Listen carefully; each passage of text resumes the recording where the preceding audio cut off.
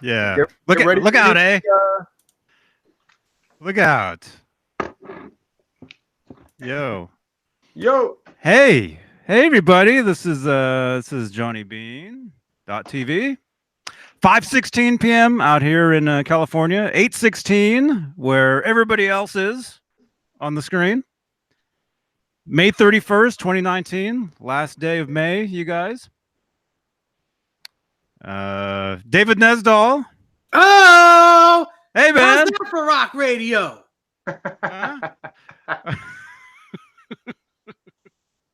Jay Haddon.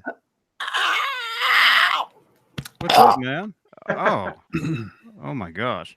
And I think we have we traveled back in time to 1995/96. We have Eddie Van Halen on. Ed, what's going on, man? Not much. I forgot my sunglasses. I gotta go get my sunglasses. So shouldn't you be talking more? Hey, goatee going and blonde hair and oh yeah. How you guys doing? Very good, man. Very good. It's great to be on, man. Great to be on. Yeah, it's we have this whole show devoted to you. Yeah, right. Trying to pull up my my chat here. Your pants? Trying to pull up your pants? I'm not wearing any, Dave. Wow. Hey, Pascal. Hey, it's June in France already. Cool. That means my milk is spoiled. Don't drink the milk. It expires in on June 1st, so I guess I better dump it. Ah, well, you can still drink it. Pascal can't drink it. Oh, okay. It's expired where he is. Wow. Dang. 43 people watching. We got 10 of these. See if we can get a few more. A few more of those things. We got James Gum in the house. Guitar Hack. Rob 212.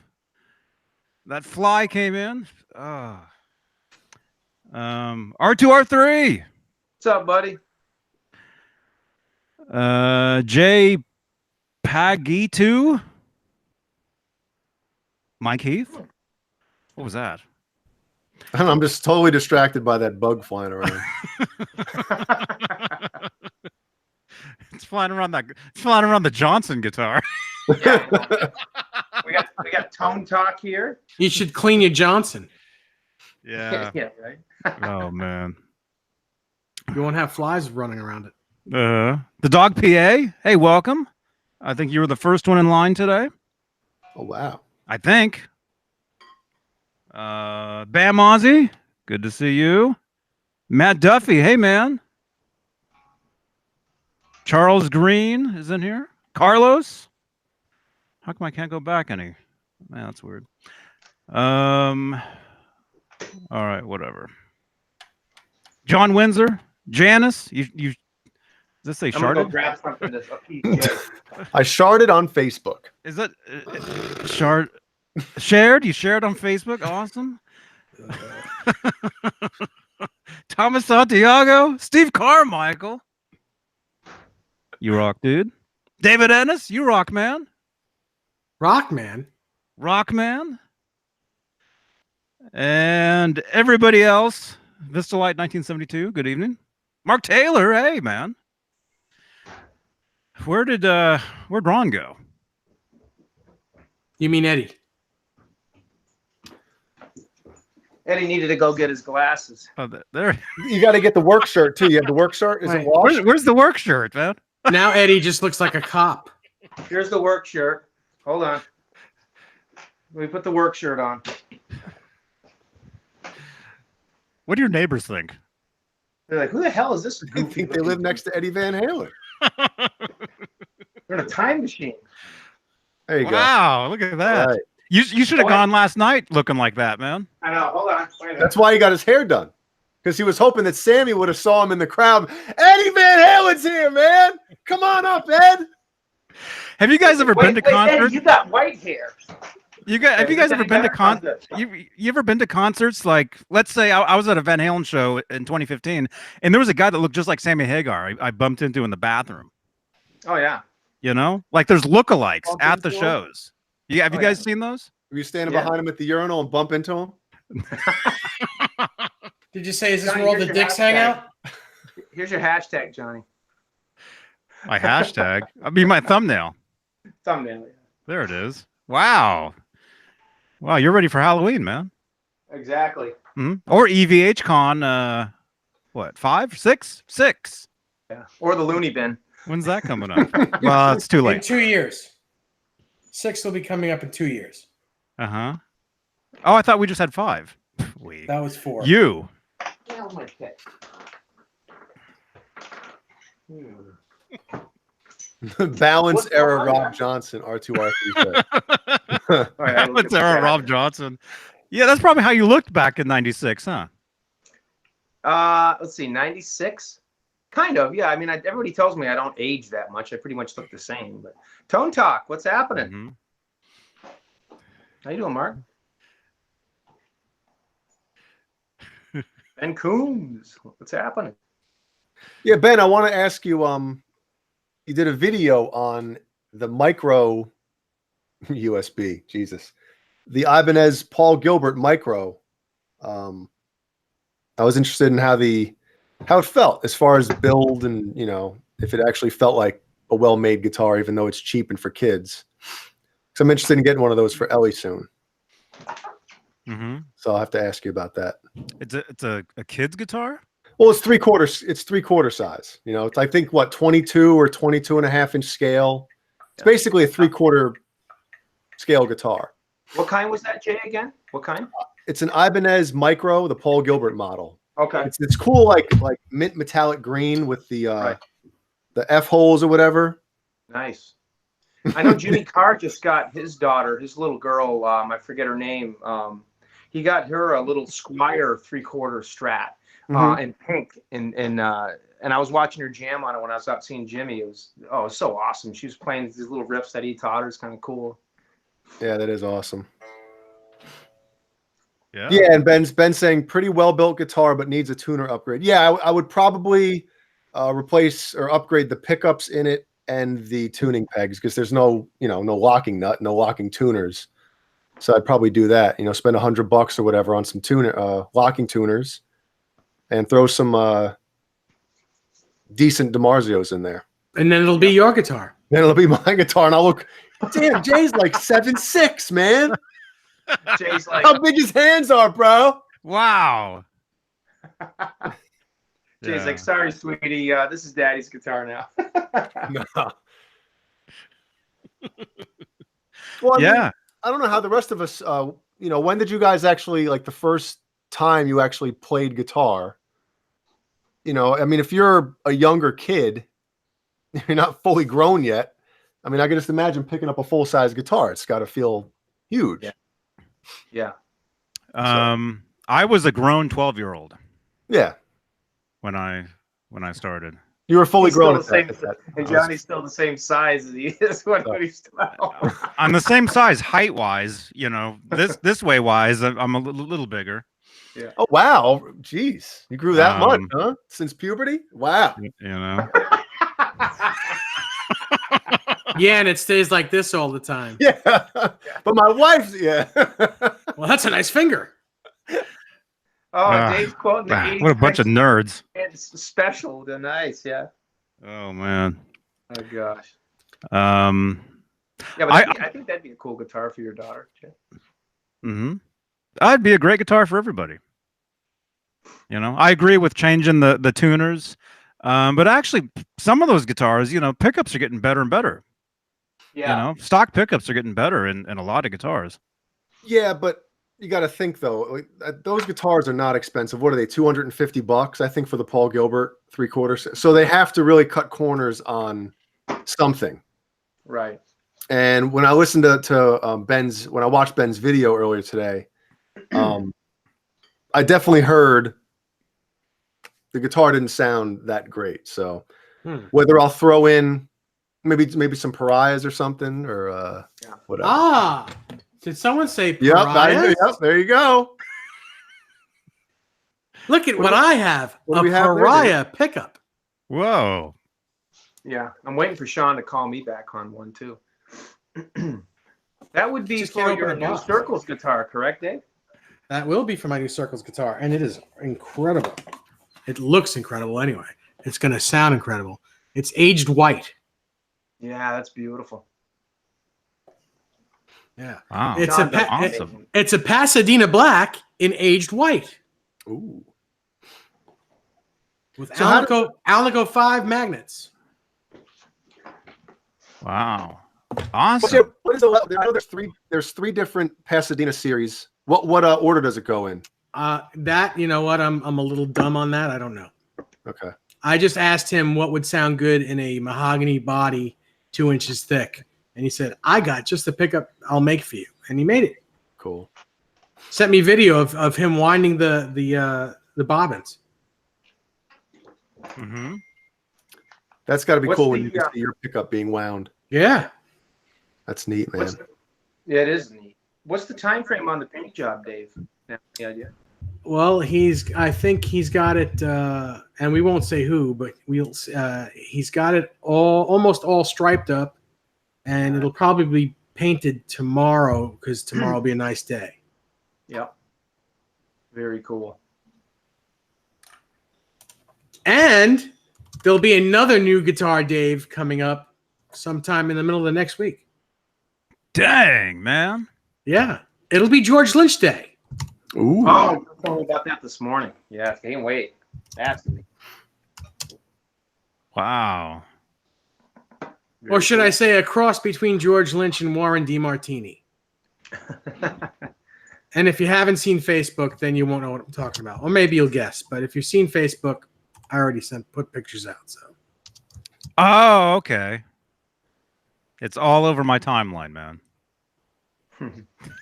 it shouldn't be because I didn't share it.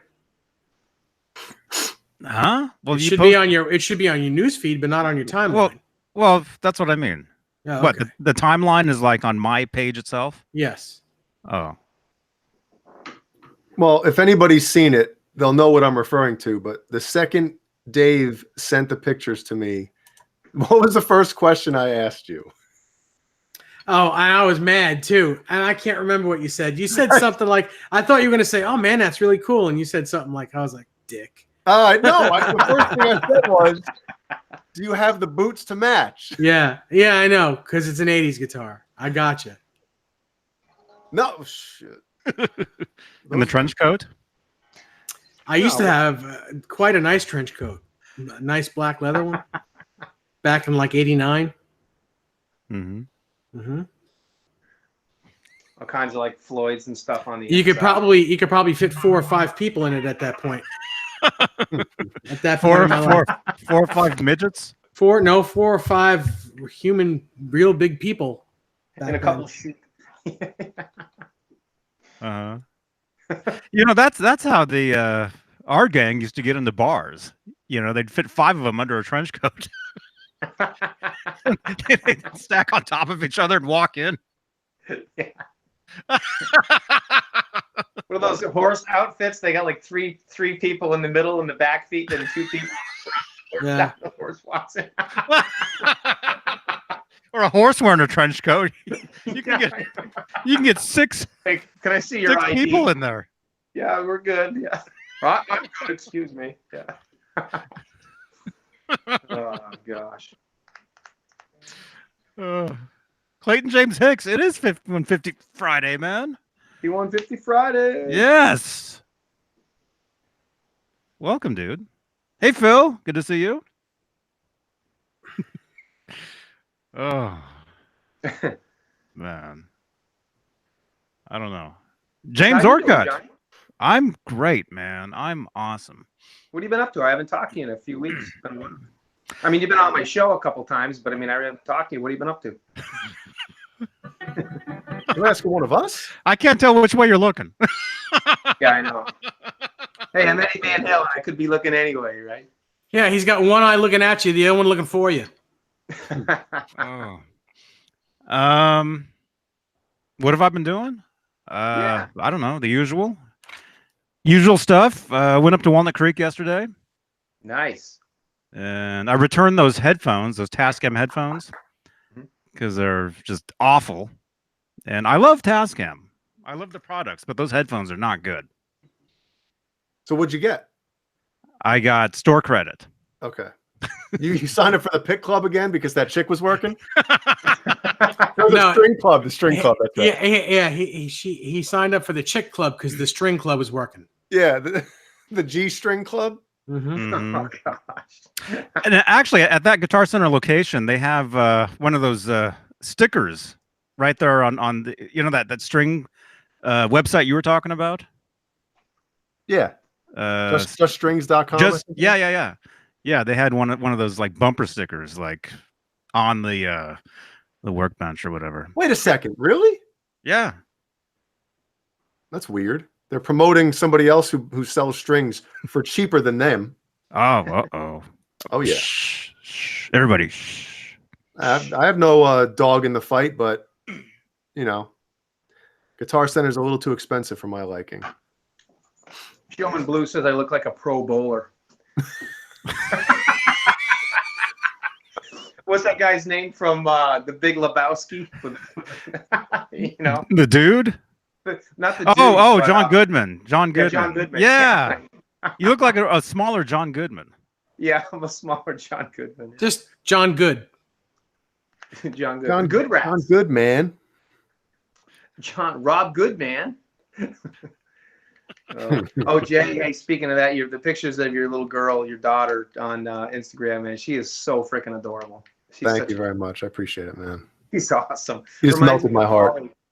Yeah, they do, man. I'll tell you, I mean, you're seeing it already, but it goes so fast. She reminds me of Molly, like freaking yesterday, dude. My daughter Molly's 15 tomorrow, so we were just hanging out a couple hours ago, and she's like, "Dad, don't forget, my birthday's tomorrow." I'm like, "I know, buddy. Relax."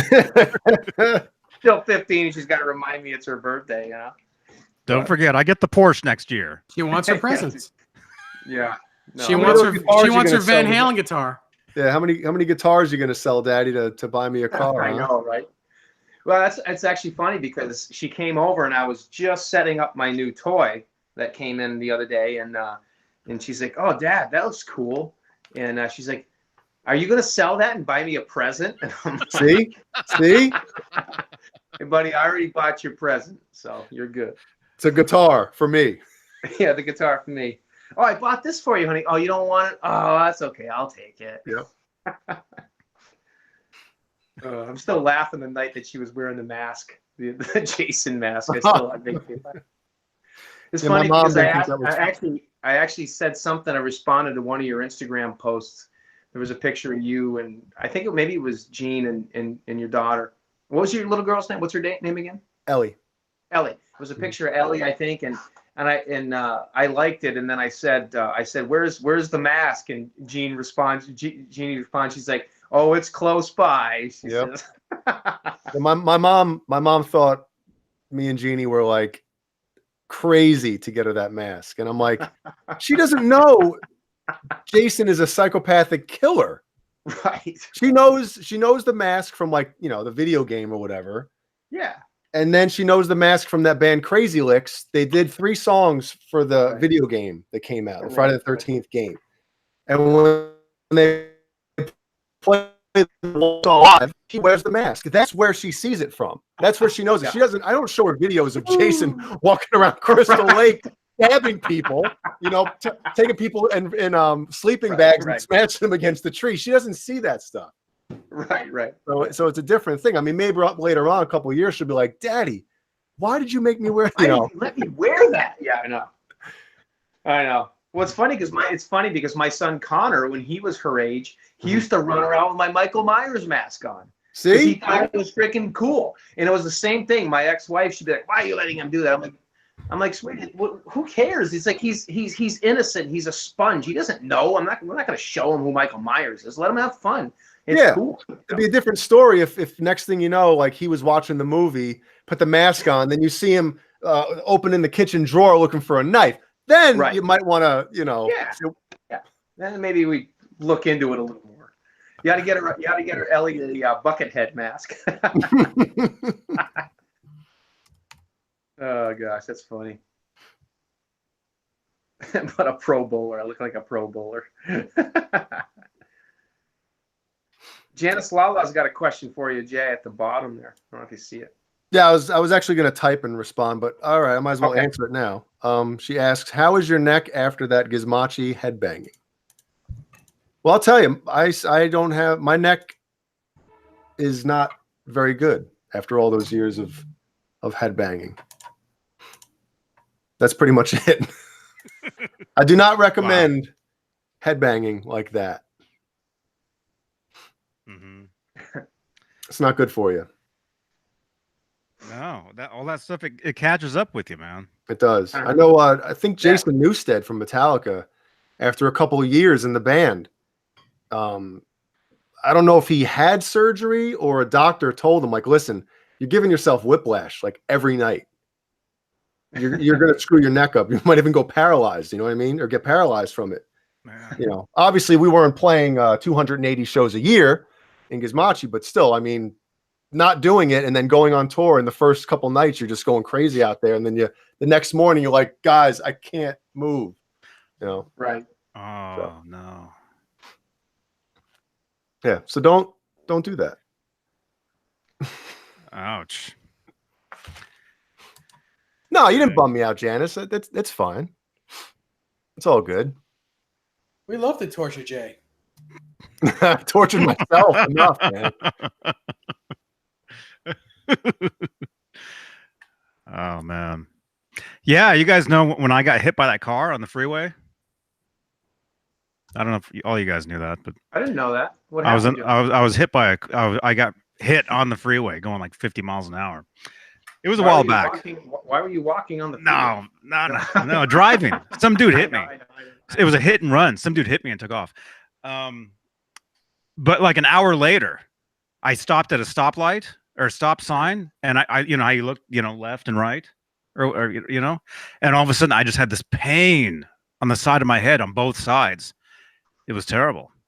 And that was just from a quick, you know, little hit or whatever. Rob, Tony Neville asks which one of us has the Van Halenized Steinberger. So Rob, you should probably get it. Yes, I have the Steinberger guitar. Of course it's him. Look at him. I will show. Oh, actually, I'll show the Steinberger, but I'm going to say that's not a Steinberger. We're talking about tuners a few minutes ago, and talk about Jay getting that little Ibanez guitar for Ellie, and it's funny because this little Les Paul that I got, it was a Lotus. I got this maybe 10 years ago, and I converted it into an Eddie Van Halen, obviously, you know, a little guitar. You guys have seen this before, but you were right. You know, Jay, just so you know, the tuners on this thing, on these little guitars, these little travel guitars, they suck. And they really suck on the Squires too. So I changed them out to some Gattos. I had to drill the holes a little bigger. You probably wouldn't have to do that on that guitar, but night and day, dude. I mean, it makes the guitar so much better. It stays in tune better, and yeah. So definitely something you should if you do that for sure.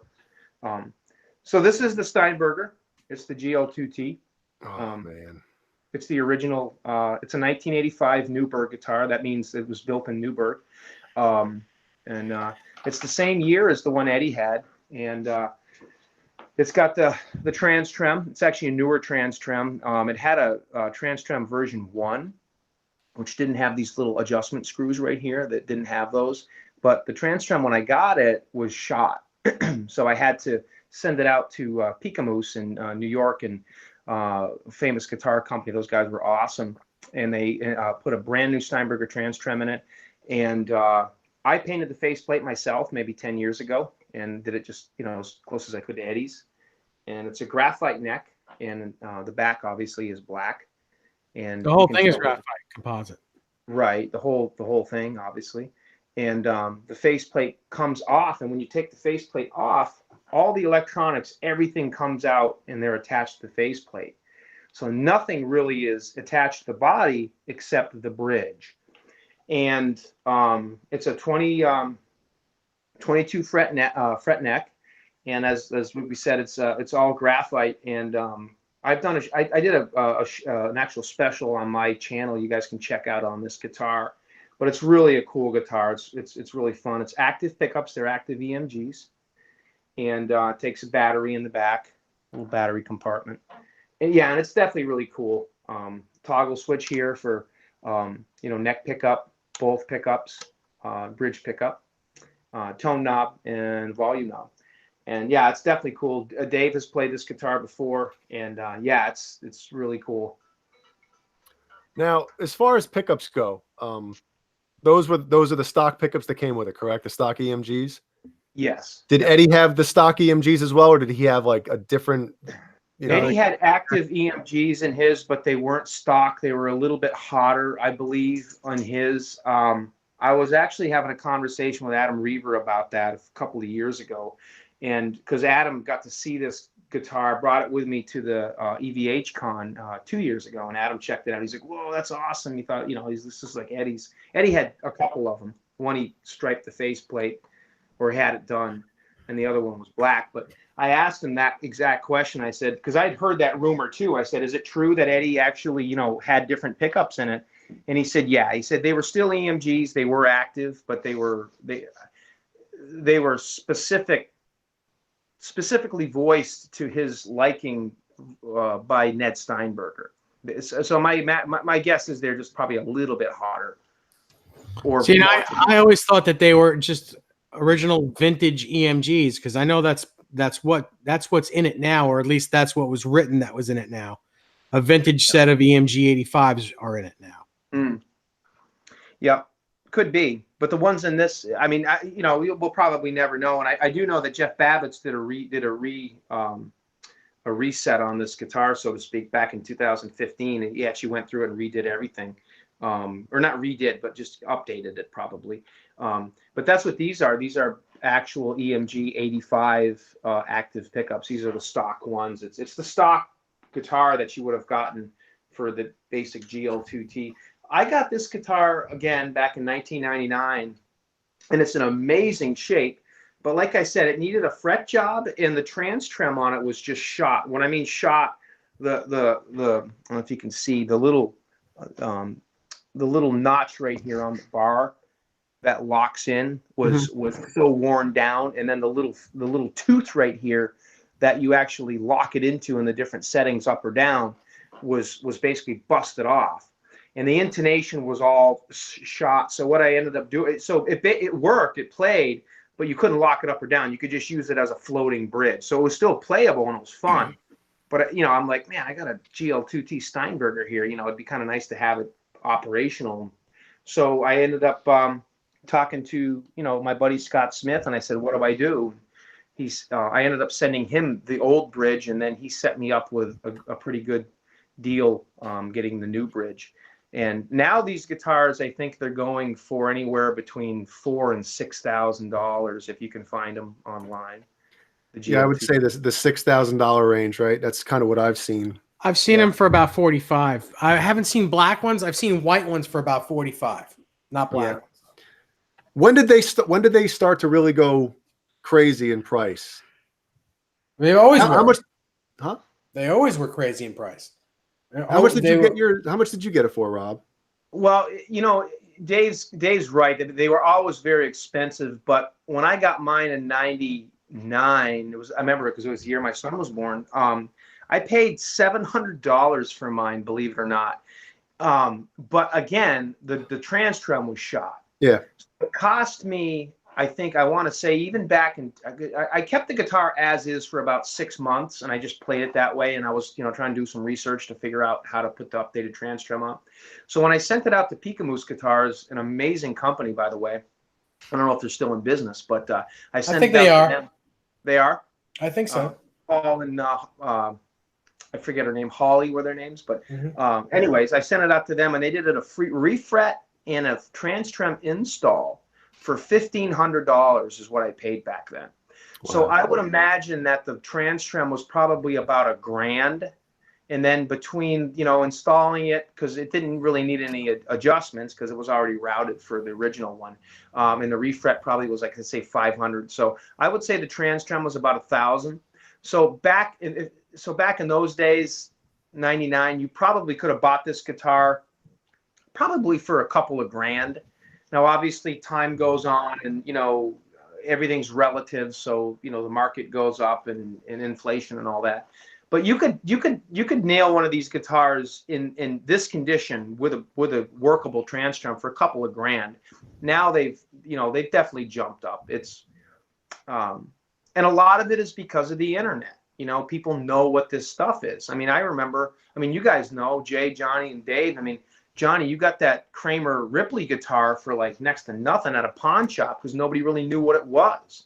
Today, it's so hard to find this stuff today because everybody knows what it is and what it's worth due to the internet. Well, plus it was the 90s. Right. Wasn't it? It was 1995 and nobody wanted those. Nobody wanted Kramers. They hated those things. Yeah, exactly. Yeah. I remember the mid 90s. Maybe it was close to 97 or 98. A good friend of mine who owned a music store for a very long time had a non-trem Steinberger GL2. I guess the T would stand for tremolo in black, and it was used, and he was selling it. He wanted to sell it to me for $3,500. So they were a lot of money back then. Oh, for yeah. a used one, it was $3,500, and it didn't even have a tremolo. Right. Mm-hmm. But even in the market that we're in today, I mean, you can still get lucky and find some of this stuff kicking around. And, I mean, I hate to say take advantage of a dealer or, a pawn shop owner or whatever, or just some knucklehead on eBay that doesn't know what they have.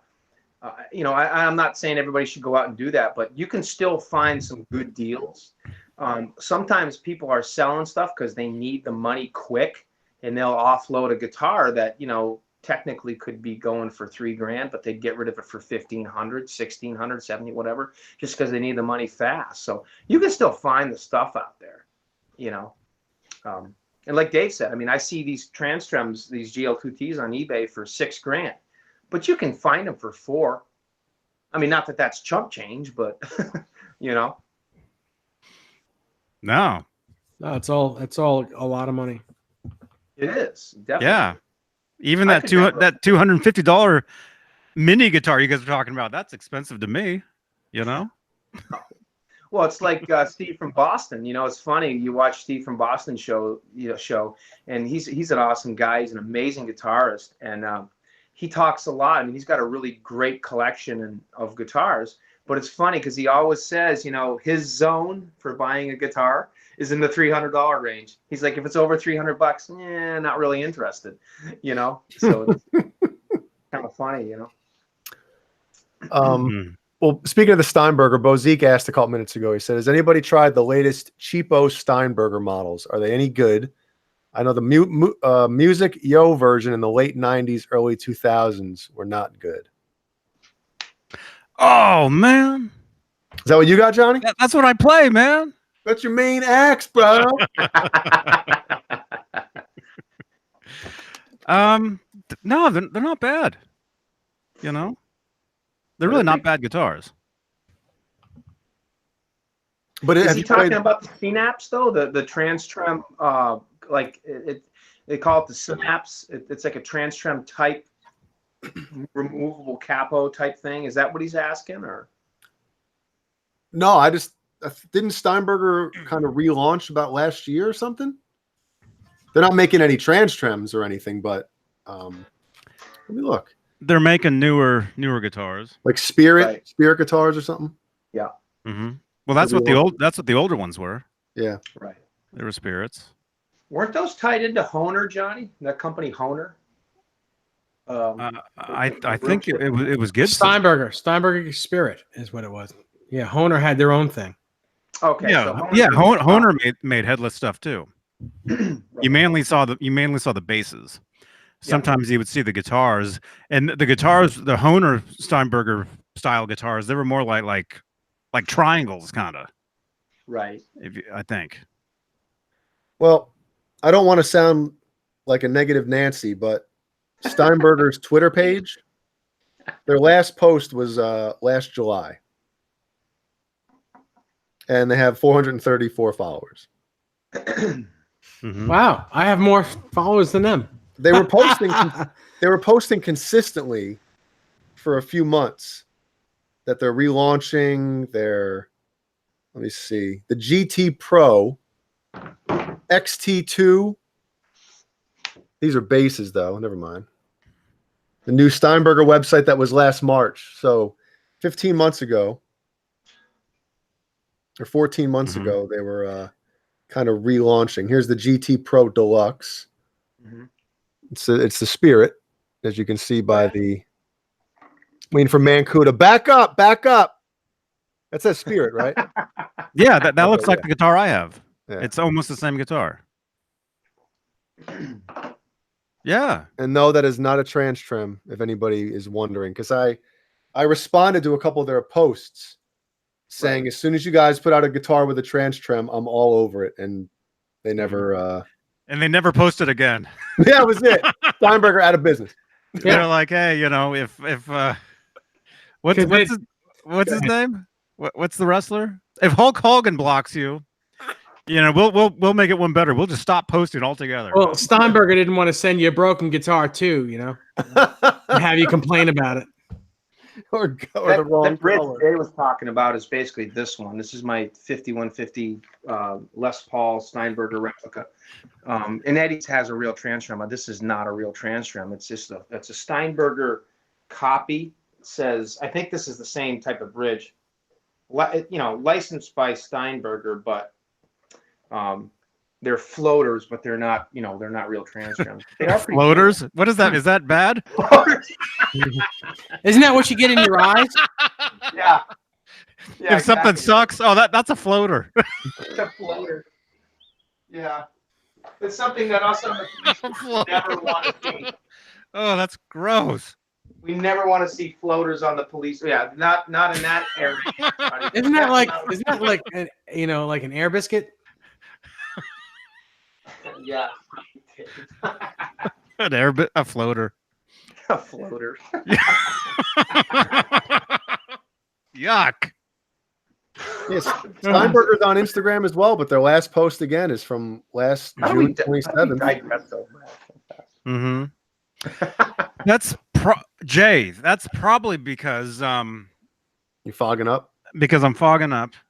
Because Gibson now does the Steinberger stuff and the Kramer stuff, and they're probably keeping it all under their under their brand. Gibson. Let me see if they have any posts concerning. That's what I would think. Let's see. And hey, welcome. Is it Josco? Josco Plumbing Supply. Welcome, man.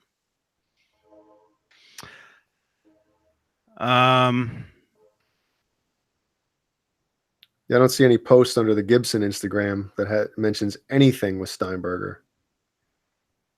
I just think maybe they kind of relaunched the Steinberger line, the Spirits and stuff, and there was no interest. And I think they're like, "Yep, screw it." Yep. Yeah. They launched it and then just said, "Just kidding. No trans trim, sorry." Well, they don't like the Music Yo stuff. Music Yo did a run on the trans trims there for a while, and that didn't last very long either. You know. How were those? Did you try one of those? Yeah, I did, and well, the Music Yo guitars I tried, and I had never tried a trans trim from Music Yo because Music Yo at the time had purchased the Steinberger name through Gibson and all that, obviously, and they were putting out trans trims back in the early 2000s. And Chris Hubbard was doing his Fire in the Hole replica, which was a P.D. Wolfgang special. And he had it all routed out and everything. And he was looking for a trans trim. Well, he ended up getting one of the Music Yo trans trims through Diamond Dave Lucy. And because Dave had one of the Music Yo guitars, but he ended up selling the bridge and then the guitar separately. So when Chris came up here to visit me maybe a year or so ago, he brought that guitar and I got to play it. And I'll say, I mean, it looks exactly like mine. It's got the same parts on it. The quality was the same and it worked flawlessly. So I will say that the Music Yo trans trims that they had out were very good quality, and they were legit trans trems. I mean, they weren't. The only difference was they probably wouldn't be worth as much because they weren't, originals. But they certainly worked, and they were legit trans trem bridges. I loved it. It works great, and he still has that guitar today. So, and actually, there was actually one on eBay. I don't know if you guys caught it. I think, Dave, you saw it maybe about a month and a half ago because you and I were talking about it. But there was a Music Yo trans trem on eBay, and I was actually looking at it myself because I was debating if I could get it for a decent enough price. I was going to put it in my Les Paul here and put a real trans trem in it. And I said, if it stays under $1,000 in the bidding process, I'll grab it. Well, I had like 4 days to go, and when I first saw it, it was like 800, and it was kind of staying around 800-900. And then the last day, like everything else, the last couple hours, it just skyrockets, boom. And I think the thing went for like $1,700. So I mean, I was way out. Wow. But that's what those bridges go for. They go for $1,500, $2,000. I found it. I just searched for Music Yo trans trim, and here's an article from July of 2008. It says Music Yo stops selling Steinberger guitars and parts. So it's been a while since anybody's made those. Yeah, it has. 2008. Mm-hmm. So from Music Yo to Music, oh. Hey man, Music Yo, they had a You almost got me, you son of a bitch. huh? I'm gonna spit my water all over the Basically, Jay's the only one here with a sense of humor. Oh, okay. Hardwood Steak says, Rob Johnson, I have an Edward question. I see the video and audio of Caracas 11683. It's quite interesting. 27 minutes in, Edward seems to improvise a new idea. Never heard this before. Yeah, I have that video. Johnny probably does too, because we have all those, but I'm not sure what. Off the top of my head, I haven't seen the Caracas video in a while. It's a Diver Down video. I don't know. Does that ring a bell to you, Johnny? What he's talking about? No. I know the video, but I don't know if I'm doing anything new. Yeah, I'm not. I'd have to watch it. He said it's 27 minutes in. I mean, honestly, dude, John BL. I don't know. I think John BL can scroll into there and find what it is, and maybe post it over in the Discord. Oh, crap. There you go. It's been so long since I've hit that button. I don't even know where the hell it is. I'm going to Target tomorrow, guys. So and I'm going to get one of those little boxes finally. Commit this to memory. Commit it to memory. Yep. No, I know what it is because when I go to Dave's house, I'm always fucking around with his, so to speak, or whatever. You always bring it to bed with you? Yeah, especially with a boing, boing.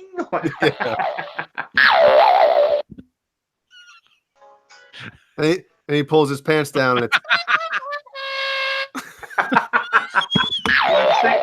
Well, I'm single now again, so yeah, I hear that noise a lot. And then now there's a lot of this noise happening. Well, that's what I was gonna say. Here's Especially through the wall. in my bed at night. Yeah, especially in my bed at night because I don't have to worry about it anymore. Wow. Hey, Cameron. Cameron Brown is in the house. Oh, Cameron. snap. What's up, dude? What time is it, man? What time is it? It's got to be 4:30. Man. It's probably about 1 a.m. where he is.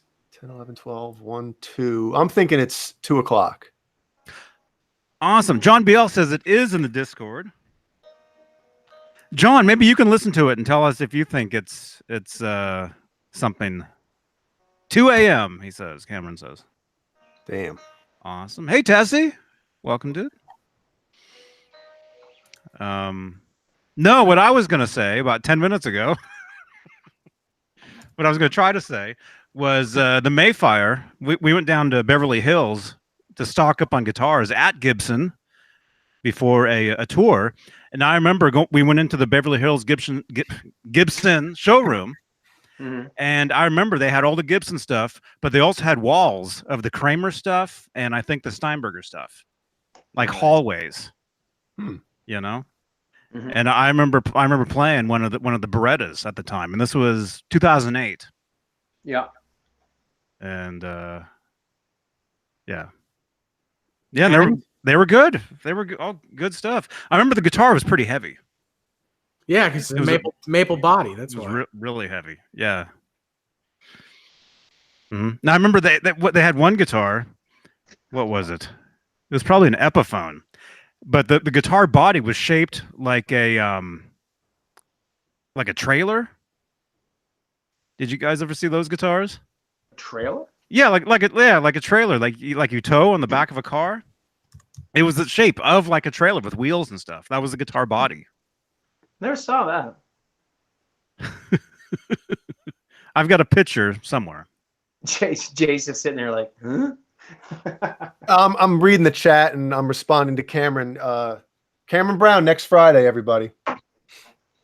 Oh, cool. Awesome. Nice. Awesome. Looking forward to that. Yeah. Yeah. Looking forward to meeting you, man. Cameron Brown's awesome, man. Yeah. Yeah. Did you guys see his new Instagram video?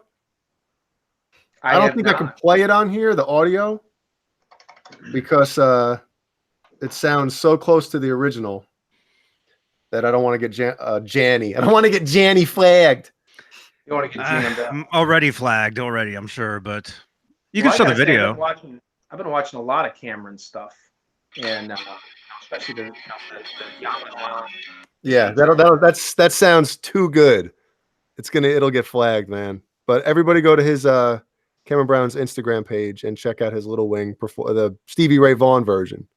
Yeah, and it is just ridiculous how good it is, man. That kid is phenomenal. I've been checking out his stuff on the Yamaha THR 10X, which is what I got, and specifically the Van Halen tones and stuff. And obviously the guy's got the stuff dialed in, and I've been, like I said, he's very talented, and he knows his stuff. But as a guitarist, he's just phenomenal, and he's very addicting. Seems like a really addicting to watch. I mean, his videos, and he seems like a real cool dude. I'd love to chat with him sometime.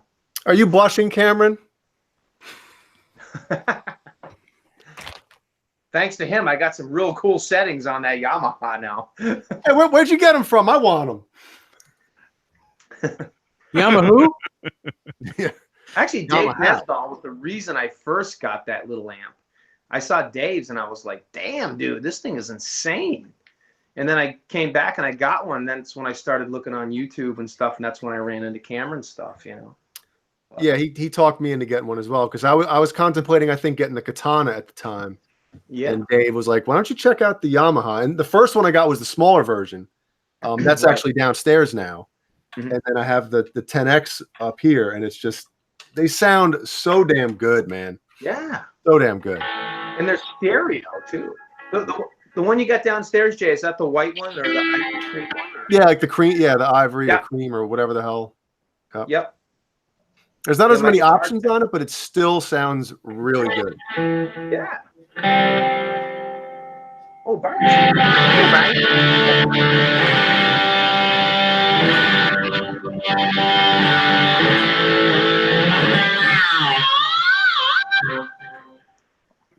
And that's it. Somebody asked earlier, I think it was Jason Wade actually, when Johnny Beane was going to get on the Yamaha bandwagon here. He's like, what? Barney, I don't need kisses, especially on the tongue. Oh. Gross. Barney says hi. Oh, I know Barney. Joe Hervey says, can it be a main practice amp? Yes. Hell yeah. Absolutely. It's not a gigging amp. It's a practice amp. Mm-hmm. Can you busk with it? Can you what? Busk with it? What's busk mean? Huh? What's busk? Busk. Busking. The hell? What is that? What's in that glass? What the fuck are you talking about? What? Chat. Tell Nesdo what busking is. I don't know what it is either. Tell Jay what busking is. I thought you guys were real musicians, man. No. No. I hurt my neck too much doing it. There we go. Brendan B squared. Brendan butt cheeks? No, we didn't say butt cheeksing. We said busking. Mm-hmm. Oh yeah, I can't. It's like those guys playing guitars on the street with the hat, you know, or the case open. Oh yeah. Queso.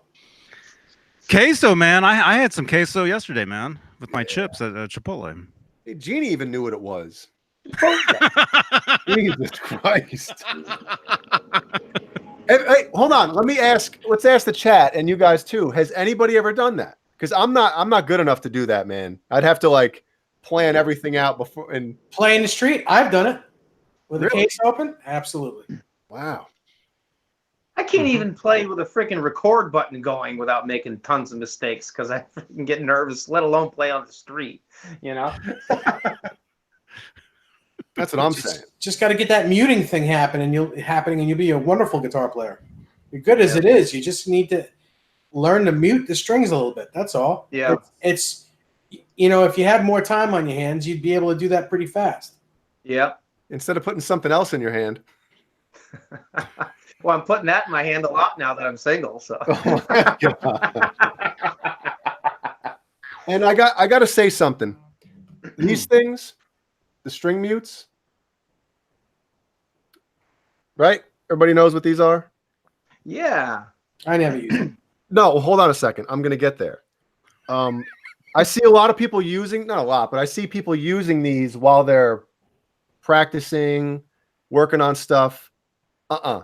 Only use these when you need, like if you're recording or something like that, and you need to mute the strings. You have, like when you're practicing something, working on stuff, you got to learn how to, well, not learn, but you know what I mean? Like you got to work on not having strings ring out. If you're relying on this the whole time, then the object of practicing is getting better. Yes. You don't want something that's going to cheat. You're going to cheat with. What's wrong with you people? Use those for recording, and that's it. And like Dave said, and just Jay, the second, I refuse. I mean, I know what they are, and I like, obviously if you're recording, then they definitely enhance that, and that's awesome. But I refuse to use those because, especially like somebody like me that, I've been playing guitar for 20-something years, and I can play okay, but I mean, I still struggle with the muting piece. I need to learn how to mute better. So I refuse to use those because by using those, you're forcing a crutch on yourself, and you're relying on that crutch. It's, from a physical fitness standpoint, it's like, when I have a lot of my students come to me, not necessarily martial arts students, but some of my, students that do personal training with me and stuff, they have an injury.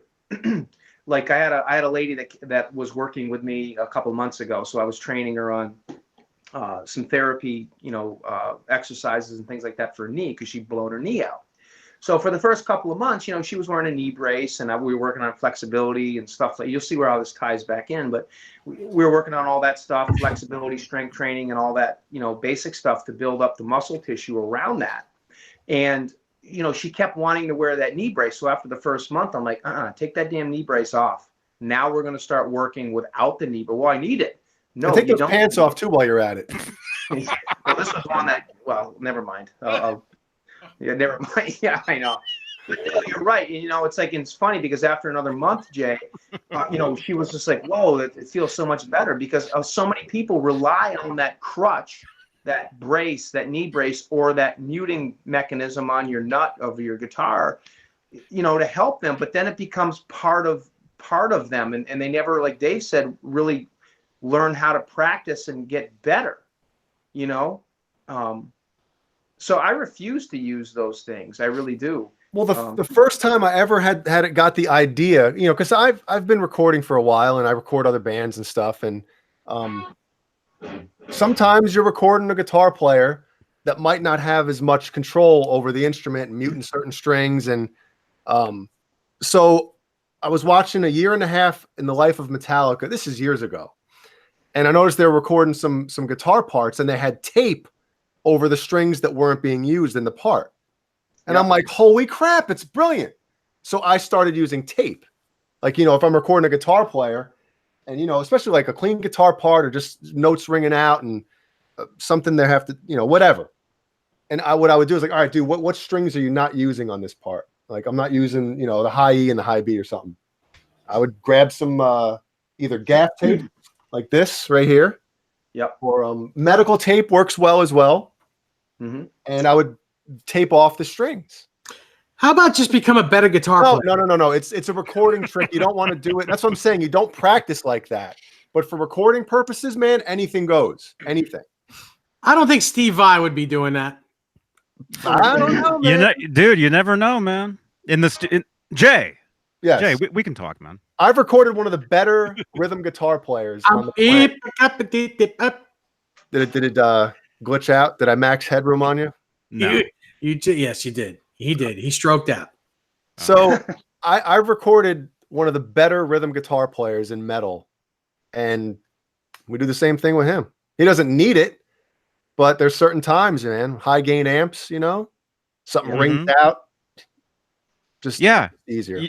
You wouldn't believe what people do in the studio. As long as you get that sound for that take, you can do anything. That's right. You can do anything. Yes. And R2, you said somebody farted on your guitar case? Yeah, I saw that. What? But don't do what Dragon Force does. And I'm not going to tell you what they do, but that's cheating. R2, R3, how does that happen? How does that set the story up for us, please? That's horrible, man. What? Wait, what? I know. R2 said he was last time he was busking. Somebody cut one on his case or something. But yeah, as far as the studio, as long as you can get that take or whatever, or that sound, you can do anything. Yeah. It really doesn't matter. Johnny, what guitar is that behind you? It's the RobJohnson guitar.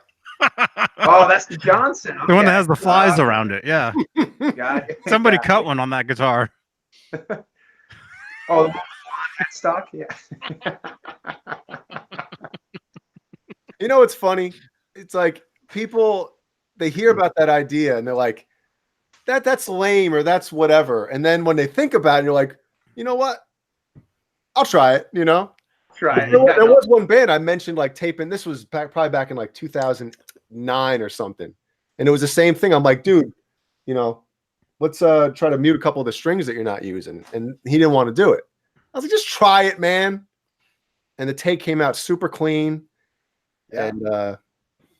And, sometimes you have to check your ego at the door and your pride when you're, doing music. Oh, absolutely. And it just makes you have to work that much harder to nail it live. If you want to get the same sound, or something super close to it. Yep. Brian Landreth says Tim Pierce said sometimes they only put one string on a guitar at a time, then use Pro Tools to put all the parts together. I've heard of like Def Leppard, for instance, during some of the clean strums on like Hysteria, they would record one string at a time, one note at a time, and then put it together. It just sounds so lush and just like holy crap. So when you hear some of those clean strums and clean parts on Hysteria, those are all separate tracks of individual strings. Almost like a Ripley thing, where they pan them all in different places. I don't know. Not necessarily. No, they record one string at a time. They must have like 3 or 4 48-track SSLs hooked up together. Well, I guess that's cool, but I totally get it. I mean, I'm sure it sounds amazing once the finished product comes out, but then again, back in classic Van Halen, type something Eddie would say is like, well, how are you going to pull it off live now? Yeah, early Van Halen, he thought like that, and then eventually, I can layer 10 guitar tracks here. Right. Oh, for sure. Oh, yeah. Yep.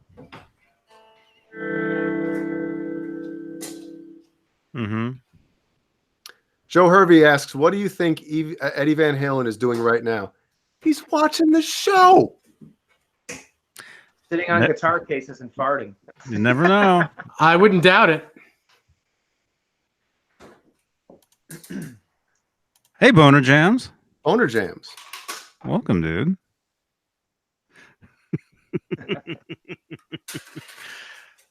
Oh, man. What is that?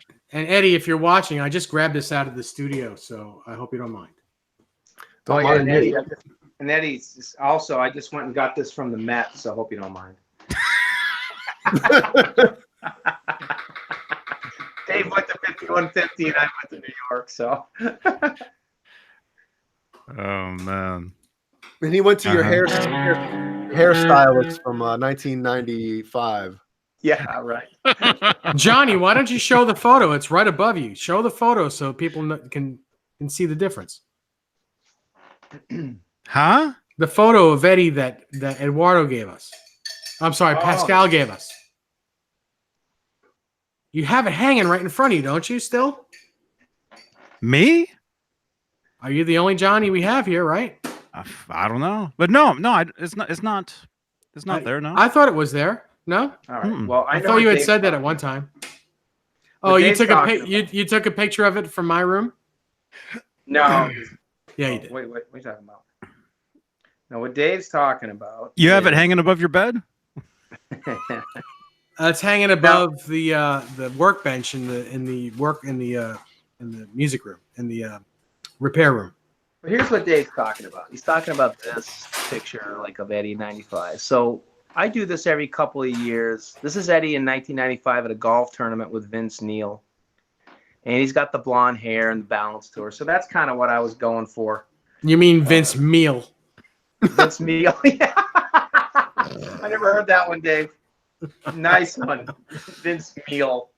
Ouch. Very cool. Ah, Johnny, you know you want to laugh. that's horrible, man. Yeah, it's not horrible. I'm not a fan of Motley Crue, but I'm not laughing at that, man.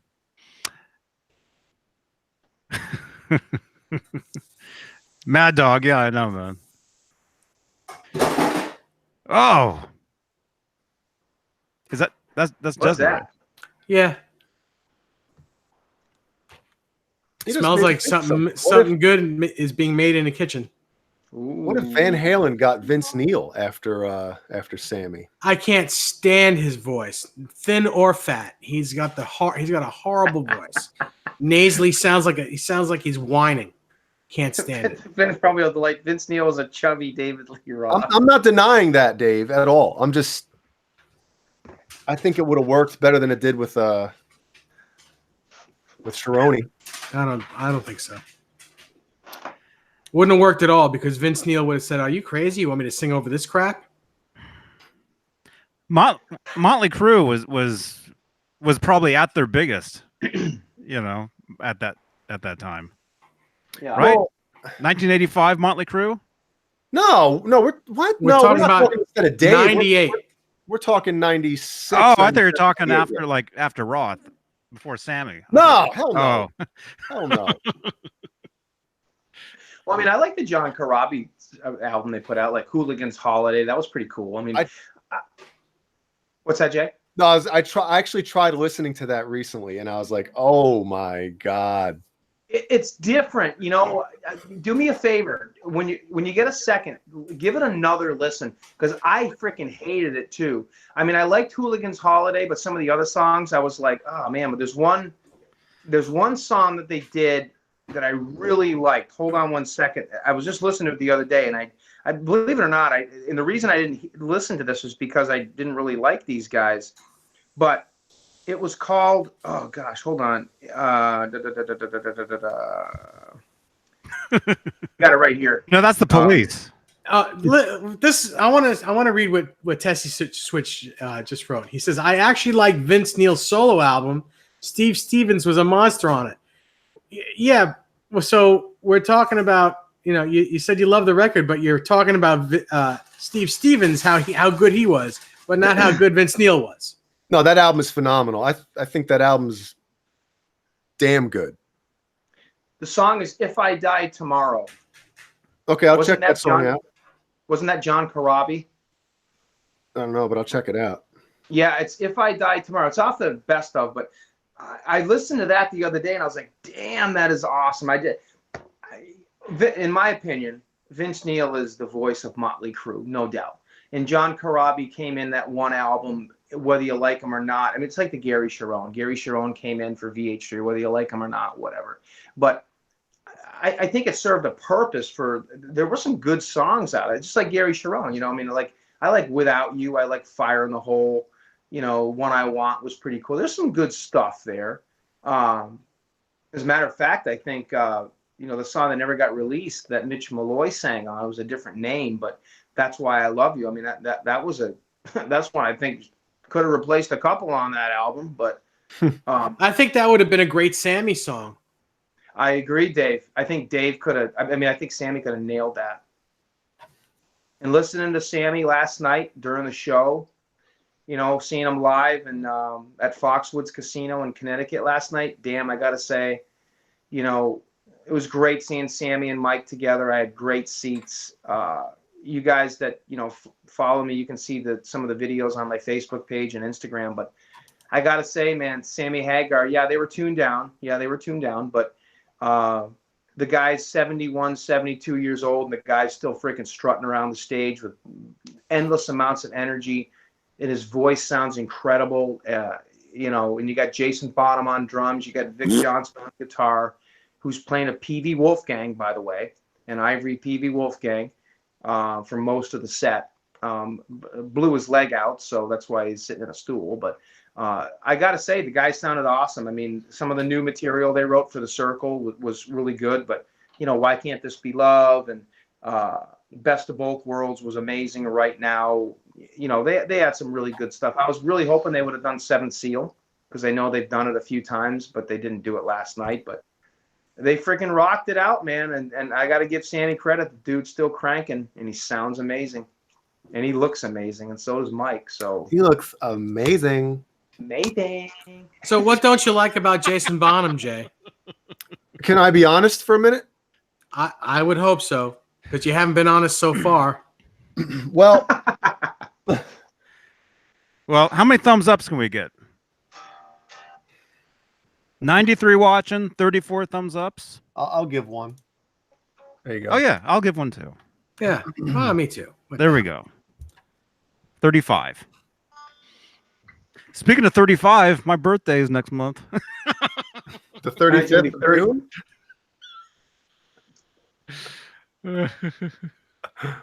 39. What is going on over here? Yeah. I think Boner Jams and my wife are talking smack about me. I'm trying to piece it all together. And for those of you who don't know, Boner Jams is one of my closest friends, just because of his name. Mm-hmm. All right, so Jason Bonham. My opinion. Okay, this is just my opinion. Johnny, put the disclaimer up when you upload this. I feel like whenever I listen to Jason Bonham play drums, his drumming sucks the life out of the songs. The energy just disappears. And now I understand about playing in the pocket. He is not playing in the pocket. He is just like, there's no life, no energy to his playing. And that's just how I feel when I listen to the music. Anything he's done with Sammy, I just instantly, as soon as he starts playing drums, I'm like, oh my God, talk about dragging the song down. So that's just my opinion. Well, I mean, Sammy is what, 76? So 76. Yeah. What is he? Are the songs? He's 72 this year? Do they play the songs? You said they tune them down. Did they play them a little slower too? Listen, everything is album speed. Mm-hmm. I can't imagine myself at 76. You know. No, Jason Bonham is not 76. There's a difference. No, but 76. He's younger. But imagine if you're playing in a band with a 76-year-old.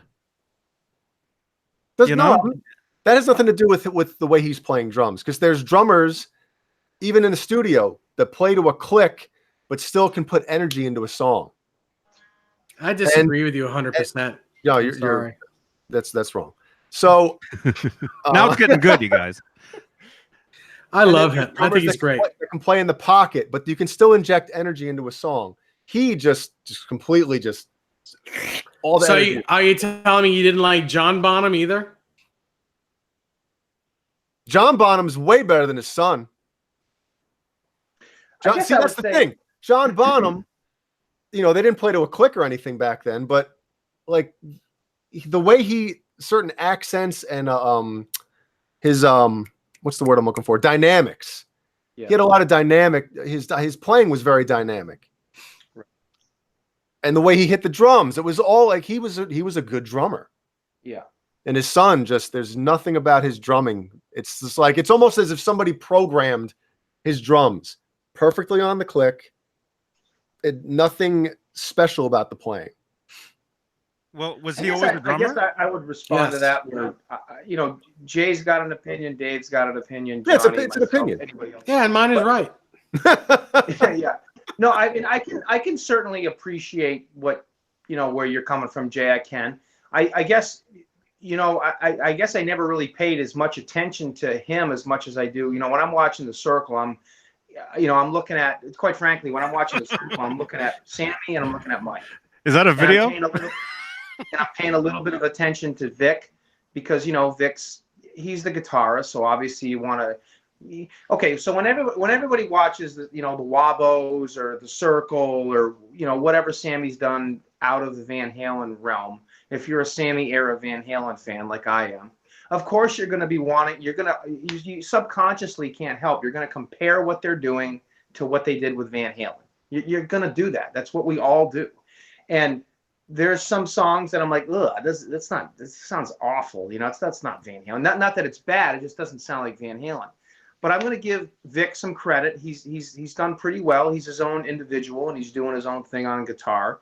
But he's pulling the Eddie stuff off okay. And Sammy's Sammy and Mike is Mike. So I mean, that's your Van Halen piece there. And I think last night, you know, watching them and kind of getting back to what Jay said, I can see what Jay said. I mean, it's very, you know, it's set up. He is what he is. He's not his dad and whatever.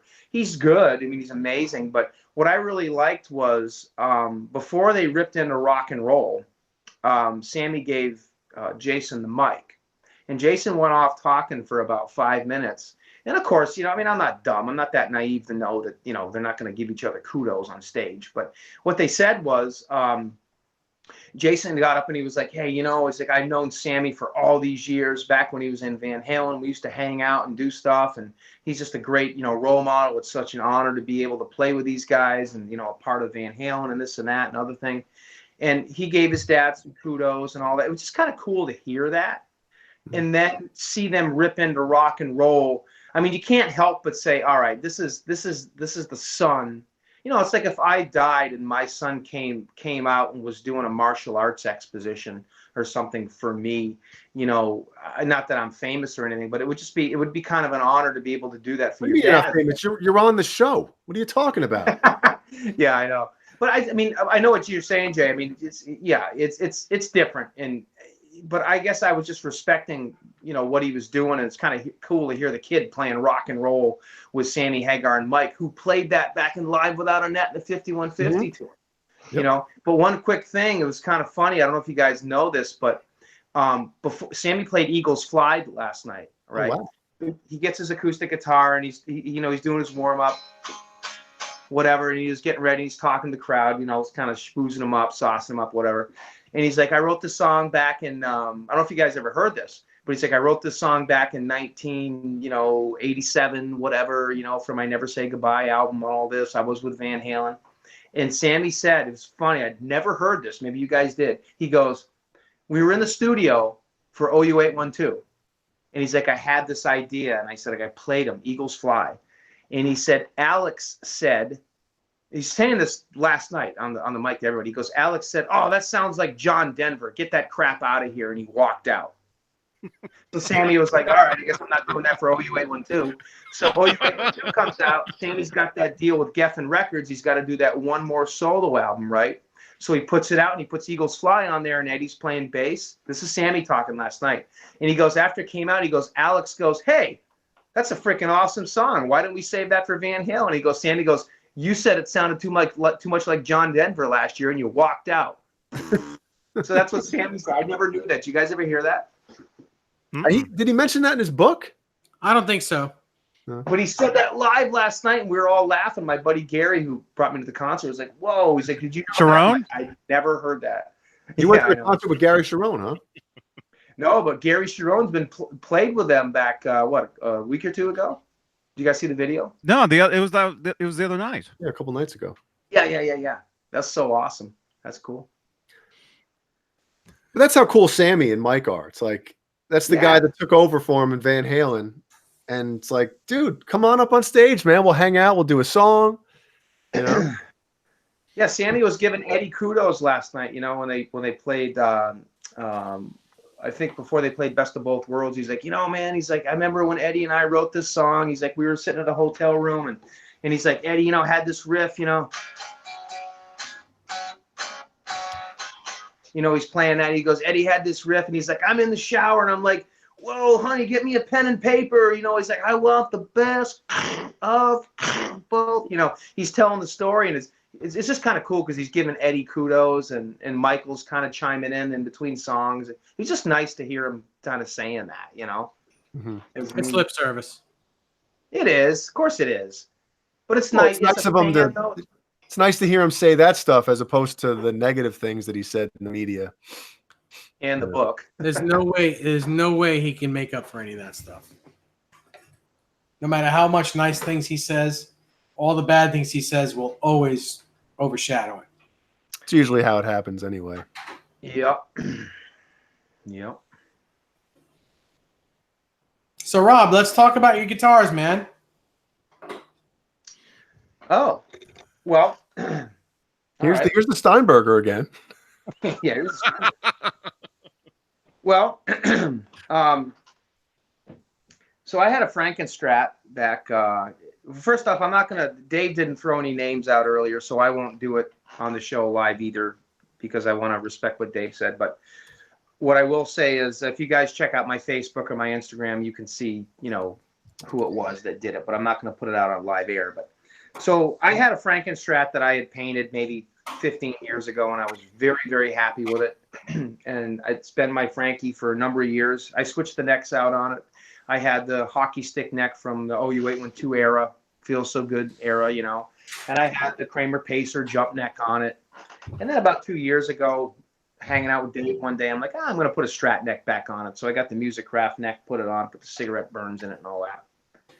And I loved it. And it was probably one of the best Frankies I'd ever done. And you guys have seen it. You've all seen it on video and everything. And I was very proud of it. But one thing that always bothered me about it was it had so much grain in it. It was too grainy. And I never took the time to put wood filler in it. So I was down visiting Jimmy Carr maybe 2 months ago, I think, Dave. Mm-hmm. And I was looking at Jimmy Carr's Frankie replica, and it looks exactly like Dave's. And the same guy that, you know, did that paint job. And I'm like, damn, that is so awesome. So I'm driving home from Jimmy Carr's the next day, and I called him. And I'm like, dude, I want you to redo my Frankie for me. If I say send you the body, will you do it? He goes, absolutely, Rob. He goes, you know, you're one of my. He gave me so much kudos because this kid is so amazing. And he's like, you know, he's like, you're one of the guys that got me into it years ago. I followed your work all these years. He goes, it would be an honor to do that for you. And I'm like, well, it would be an honor to have you do it for me. So I sent him the body, and it took a couple months. But the interesting thing about this one was, as soon as I sent him the body, 3 days later, talking to Scott Smith and Adam Reaver, and they got this thing set up with Eddie Van Halen's original Frankenstrat gets sent to the Met, right? And the original Frankie's sitting at the Met. So everybody's going out checking it out. You know, I haven't checked it out yet. Dave and I are going to go out pretty soon and check it out. But he goes out and he calls me and he goes, hey, just so you know, he goes, your replica is going to be the first one I've ever done after seeing the real one. So he goes out and he takes up close pictures of the real one, sees the original one at the Met in New York. And everybody's like, whoa, the color is a little bit different than what we thought. And wow, we didn't see this, we didn't see that, and all these different upgrades and stuff, you know. And I'm looking at the pictures online like everybody is, and we're all just in awe. But like Scott Smith said, when you see it in close in person, no picture you ever see is going to look what it looks like in person. It just looks different. And I know exactly what he's talking about. So he gets back and he's like, hey, I'm going to work on your guitar. And he's sending me pictures as it goes. And he's got the best pictures of up close than anybody's probably ever had. And yesterday, before I headed out to Foxwoods Casino in Griswold, Connecticut, to see Sammy, this guitar body showed up, and one other guitar that I'll show you in a second, or one body, neck I'll show you in a minute. And I got it set up today when I got back home, and this is my new Frankie. And I know you guys aren't going to be able to really tell by the video, but if you check out my Facebook, Instagram page, it's freaking incredible. He redid it. And of course, I whale-tailed the bridge out, so I got the nut on it, and I took the screws and stuff off. It's got the original whale-tail type bar. And yeah, it's amazing. He nailed every little bit of overspray and fogging you could possibly imagine. Every little nook and cranny has been implemented in this one. It just really came out amazing. I put the tape on when I got it back today. Wow, man. He just freaking killed it, and I'm going to give him the most ultimate credit. He's just, this is the best Frankie I've ever had in my entire life, and he just killed it. And I was looking at the pictures of the original one, and it's just it's freaking spot on. And I'm going to give him every bit of credit. So if you guys want to know who I'm talking about, check out my Facebook page, and you'll see. But yeah, it's just awesome. I'm in awe. And while the guitar was gone, I did some work to the back of the headstock. I put the right holes in there. Now the original ones had drop tabs. These are at a 45 degree, so they're a little bit off. Eventually I'll update them, but they are original crown heads. And the headstock is, you know, obviously the same. But yeah, so this is the new Frankie, and I'm just amazed. So I set it up today and restrung it, got everything set, and plays amazing, sounds amazing. So this is the new Frankenstrat. It's not new, it's just got a brand new paint job on it, and everything is just, I'm just in awe. I'm totally in awe. So I want to give you thanks if you're watching the show. And this guitar is my wait.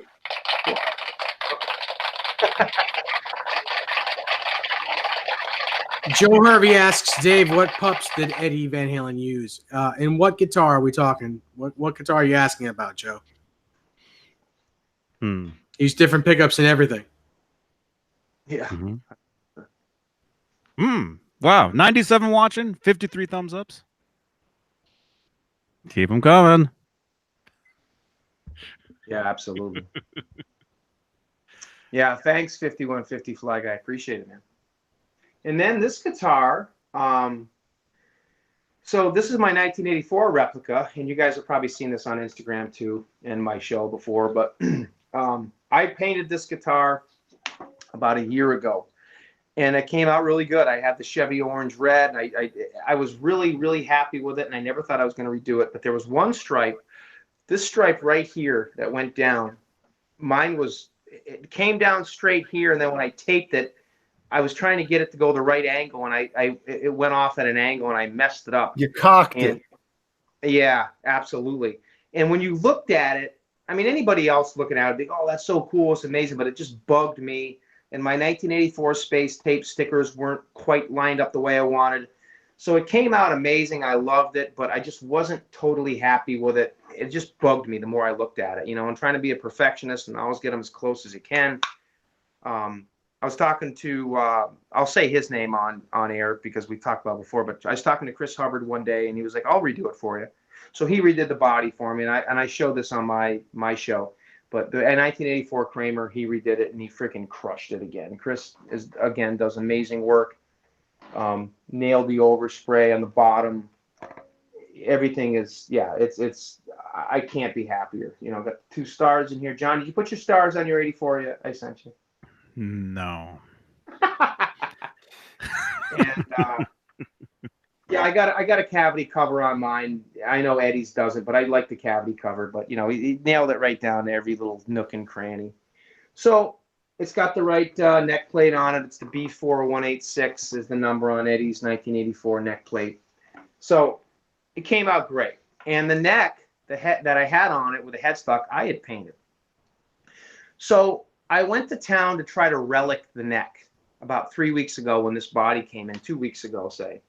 And you guys saw it, and it was okay, but I ended up over relicking the neck a little bit. A little bit?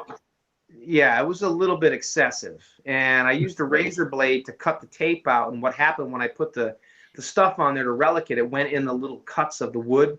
So I didn't ruin the neck, but it was way too over reliced. And one of the frets, it was fretting out, it was just a pain. I was trying to fix the fret, and Dave was going to come out a couple of weeks ago, and he couldn't make it. And so I was just like, you know what? This neck just sucks. So it was almost unplayable. It sucks. So when I was talking to the gentleman, the young, nice gentleman that did my Frankenstrat, I said, hey, would you by any chance happen to have a replacement neck for the 84? Now, when people say replacement neck for the 1984 guitar, what they're talking about is they're talking about the neck that was installed on it in the 5150 tour. The original neck on the 1984 is this neck. It's the 2-starred neck that was on the Hard Rock guitar. So when Eddie gave that to the Hard Rock in 85 with Val, he obviously still loved this 84 because it was his number 2 backup, which we think Wolfgang owns today. And he put this neck on it. So this is referred to as the replacement neck. And it's just like a 5150 neck minus the star, same exact thing. So he told me, he goes, yeah, I got one. He goes, you want me to just do it up for you and I'll ship it out to you with the body? And he goes, I said, yeah, dude, really? I said, because I need to get rid of this neck. So he did it, and it came in along with the body yesterday. And I don't know if you guys can see the relicking. He just freaking crushed it. And that's actually what the relicking looks like on that neck, on the real one. It does. Amazing. Relic. That looks like actual playing. Yeah, it looks like real finger wear. That looks like my necks. It does. He freaking crushed it, guys. And I just was amazed. So I got this thing strung up, set up today, did it myself. And again, this plays amazing. It's set up for good enough. So because I got an A bass string on in place of the E, tuned to A. So it's great for good enough. And does anybody know the gauge bass A string that Eddie used? I think it was a G. I think it was a G bass string, I believe, Jay, that he had tuned down to A. Oh, okay. All right. I believe that. Now this is not a G. This is just a. I think this is a 46 guitar lowy, and these are all 9s. But I put a 46 on this, and I got it tuned down. 46 to A. That's got to be a floppy Doniker, man. Yeah, it works. But the problem is when you put a G bass string, it's so hard to get it through the tuner because it's so fat, and then it's really hard to lock it into the saddle. Try a 56. Try a 56. Yeah, maybe. 46 is too light. Yeah. Mm-hmm. This works out good because you can hear that. I got the Floyd flush in the body, but it plays great. So the last thing I'll say is I had this neck kicking around. So I'm sitting here last week knowing that this guitar is going to come in, and some of you guys saw this on my Facebook profile. I got this neck kicking around. And one of the guitars I've always wanted to do was the Kramer auction guitar, which looks like the Neptune. It looks like the Vita Stereolitis guitar. It's one of those ones that Paul Unkert did in that era. But I'm like, if I don't really want to spend, $700-800 now and build another guitar. I'm like, whatever. But I always loved this guitar. So I had these amazing pictures of this guitar from an amazing gentleman that Johnny and Dave and Jay know. And I'm like, I wonder if I actually take some high quality, copies and have them blown up. I could make like a wall hanger life size, kind of like the guitar shirts that EVH makes with the 5150s and the Frankies. So I took that t-shirt, because that's the 5150 and the Frankenstrat t-shirts are the exact size of a body, basically. I took them down to Staples with this magazine. And I said, I want a body this exact size, take a picture of this, and front and back of the body, and the headstock. And I said, don't worry about the neck because I already have a neck that I'm going to use for this. And she says, yep, no problem. Come back in an hour. And I was blown away at how amazingly detailed this thing came out. I mean, you could literally go on a live show and say this is the original guitar and nobody would know unless you hold it sideways. And this is what they did. Well, you could have. Yeah. Too late. I mean, you can see even the whale tail gold posts. Look, I mean, you can read. Wow, the that's pretty serial cool. number on the freaking switch in here. And the most cool thing, guys, look, you can see the grain of the wood of the real guitar. This is what makes this so sick, because this is how grainy that is. Look how accurate this came out. Wow, man. That's the grain of the wood. Every little bit of overspray and splooge that they did. So they Did you did get this. the chick's number that did that? What's that? Did you get the chick's number that did that? Yeah, I know, right? And I put No, but you'll be going back tomorrow morning. I put a little duct tape piece on there because the strap lock came out wrong, but that's what it was. So just duct tape. And on the back, it's even got the six neck plate. Look at that. Why is this funny? Wow, that's pretty cool, so man. amazing. So what I did was I took the front and back, cut it out, took a piece of cardboard, glued it on the front, glued it on the back, and then I even took a real eye bolt, right? And I jammed it up in the cardboard. That's a real eye bolt, guys. That's a real freaking eye bolt. Yeah, and you got the ultimate Halloween costume. Is that exactly bubble gum? Is that bubble gum that you sprayed it, spray painted? Now here's the neck that I use. I guess not. Here's my old 84 neck, right? See how how I things way are on it and over-relic- everything. I way over relic this thing. But check this out. I cut this out. This is just glued on top of the headstock. This is a real tail nut. Look how real this thing looks. It's Eddie's signature because he signed it. And then the back is exactly the way I had it because I had it painted red. This is what. Oh, so that's an actual neck. It's an actual neck. And you have the cardboard on the top. Okay, I see.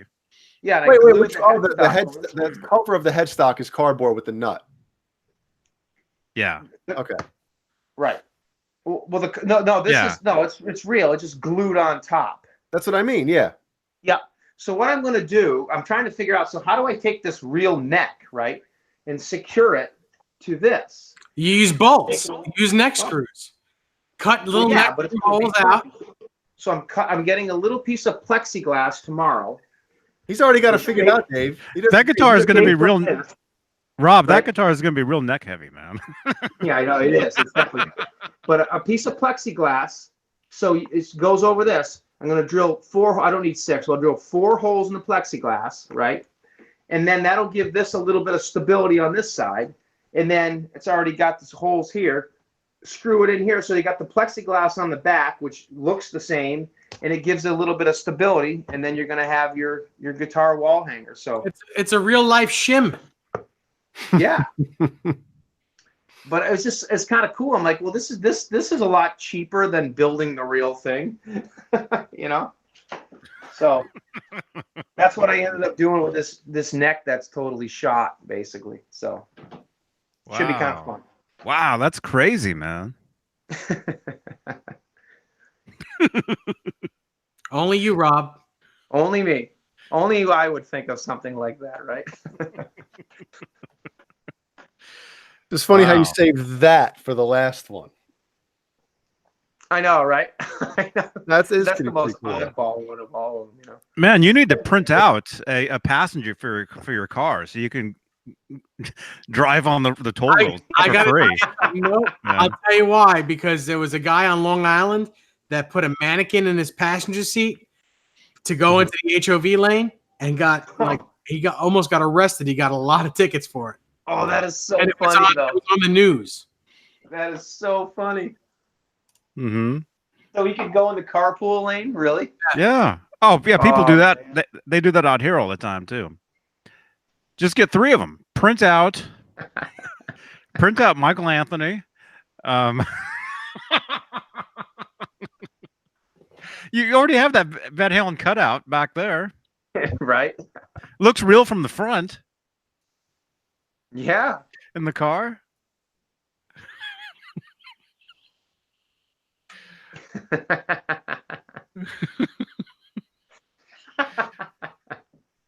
What?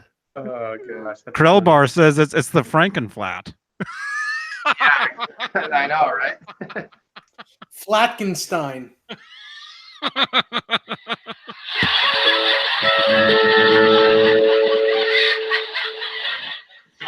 Oh, that's funny.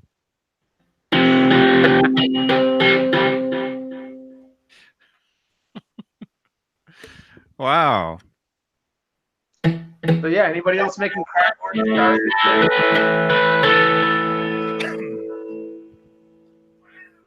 Huh? That's my cat meowing. Michael Jordan cutout from Home Alone. Yeah, be careful using those. You know, they'll stop you because they think you really have Michael Jordan in your car. Wait a minute. Like in Home cutout. Alone. Yeah. Yeah. Did they do that? Didn't they put him? Didn't Kevin McAllister put the Michael Jordan cutout on the train so it would move around the living room? I never saw that movie. Oh my! Come on, you know me. For cripe's sake! You down with OPP? What? You said, "Come on, you know me." Mad Dog said Rob dumped his girlfriend because she wouldn't get Valerie Bertinelli's haircut. Yeah, right. I think my girlfriend dumped me because I got Eddie Van Halen's haircut. So it was mutual then. It was mutual. Yeah, pretty much. I mean, you know, after 3 years and 3 breakups on and off, it's like finally you got to go. Okay, I think we're gonna, you know, this doesn't work. So put a pin in it. Well, guess what? I'm sorry, man. Speaking of, we're talking about movies for a second there. I was watching Fargo the other night. I hadn't seen that in so many years. Remember Fargo? Yeah. I don't think I've ever seen that. Oh, I never saw it either. I saw that one. I saw it in the theater. Jesus, how old are you? 50? My birthday's next month. Yeah. Don't expect nothing from me this time.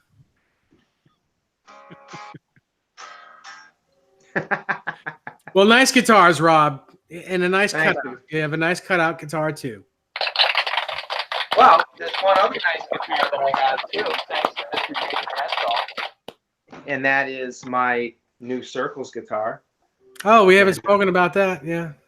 This is the guitar that I got from Dave, and I talked about it on my show. But yeah, Dave, you wanna just real quick, so I just talk about this guitar, how this deal happened, and what happened. Go ahead. Yours? No, you go ahead. You talk about this one for once. Go ahead.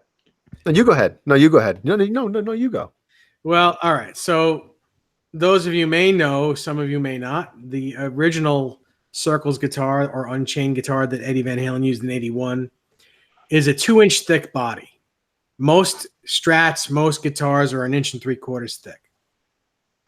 It was made out of mahogany, and he made those guitars. He had those guitars made because at the time he was thinking that the Floyd Rose was a bit thin sounding, so he wanted a thicker body made out of a richer wood, a richer sounding wood. But it was very heavy. He never liked the guitar. He repainted it in 1982 to look like the Rasta guitar. And then, gave it away to Dweezil Zappa. Well, that guitar there was made for me, I don't know, 5 or 6 years ago. And at the time I didn't know that the original was 2 inches thick. So that one is 1 3/4 inches thick, but all the striping and everything on it is exactly the way the original one was. It's got the double tab tuners like the original one. And I never really bonded with that guitar. Just never really did. I had other ones that I really liked a lot more. So Rob said to me recently, he was like, I really love this guitar. And I don't remember if it was me that said it or if Rob suggested it. He says, how about I pay for Chris Lock to make you a 2-inch thick body and a neck, and you just give me that body and neck. And I said, I'll do you one better. I'll give you the pickup and the electronics too. But I didn't. I kept the tuners and the Floyd. And that's what this Pariah pickup is going in. My copy of that guitar when it gets finished. And he was like, absolutely, I'd be happy to do that. So he right that instant, he called Chris Lock and said, hey, why don't you make an Unchained Circles guitar in 2 inches for Nesdal with a neck. I'll pay for it, and you just ship him the body and neck when it's done. And that's what he did, and I just sent him home with it. Awesome. Yeah. I picked up a 84 Floyd Rose reissue, and I put a black D-tune on it so it matched the screws. I mean, even though Eddie didn't have a D-tune on this guitar back in those days, he did have he played it for Unchained. So I said, well, I'll just put a black D-tune on it so it matches. These screws a little bit more discreet. And so it's got an 84 reissue with a big block in it. And I found some Schaller double tabs like Eddie's. Now, Dave, this neck that was on this guitar back in 81 is the neck that's on the Frankie today, correct? Yes, that's correct. Yep. Yep. And the reason we know that, guys, is because if you see pictures of this guitar back in 81, it's got the Schaller double tabs. Well, a lot of Eddie's guitars had double tabs on them. The VH2 guitar had them. I don't know what else had them, but quite a few of them had them. And then you see the picture of the back of the Frankie now, and it's got all the holes. Yeah, and the reason why all those guitars had them is because that's just the way Schaller was making them back then. So you can get them a dime a dozen. Yep. But if you look at the pattern of some of the grain and some of the knots and just the pattern of how the neck works with the bird's eye and stuff, you can clearly tell that is the Circles guitar neck that's on there today, the 21 fret Circles guitar neck, which I didn't even know up until maybe a couple of months ago once I started researching that, because I didn't realize up until very recently that Eddie had all those double tabs on his guitars back in those days. Well, he's had a couple necks on that guitar too. He also had a 21 fret neck with a regular Strat heel on it. Where the one, show that again, Rob, because that one has a Tele heel on it. Which one you want me to show? Your Circles guitar has a Telecaster heel on it. So at some point it had this from the front. The front. Yeah, the very end. The Telecaster heel, that's where the 21st fret is. Oh, gotcha. Yeah. It's flat. It's flattened like a Telecaster. It's not rounded at the end. So that he had that neck on it for a while, and then he also had a regular Strat style neck on it where it's rounded on the end like this. So and the neck the neck that I'll be putting on my new guitar will have the rounded end on it. So that was pretty cool. That was a fun deal to do with Dave. Yeah, I'm doing all types of deals these days.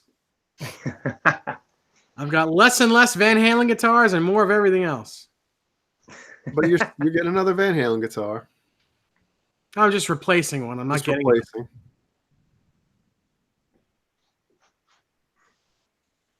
Hey, your wall's looking less colorful.